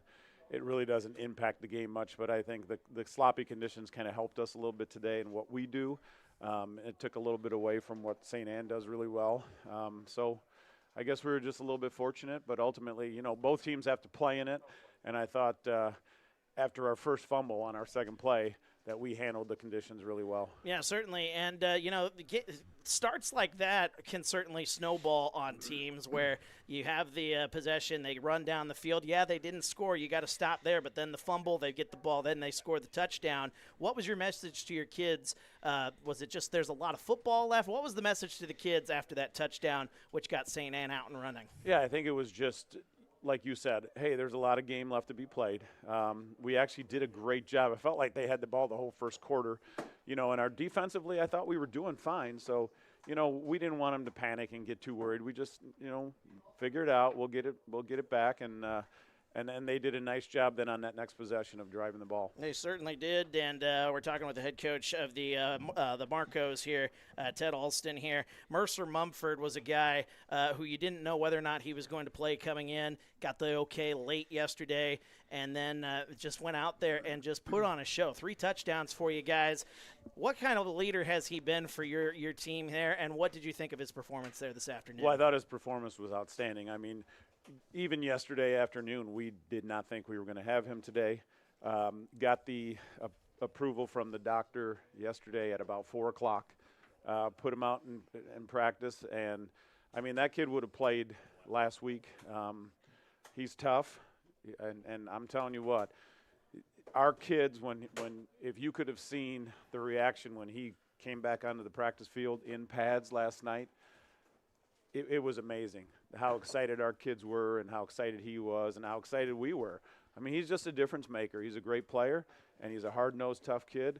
And, I mean, he's a huge part of our offense and defense. Another guy who had a big impact was your leader there at quarterback, JT Stevenson. I mean, he was following blockers there. Your offensive line is obviously a lot to thank on that, but, I mean, JT was finding some good lanes, and he had a pretty good performance for you as well. Yeah, he played real well. You know, he was pretty disappointed in his performance last week.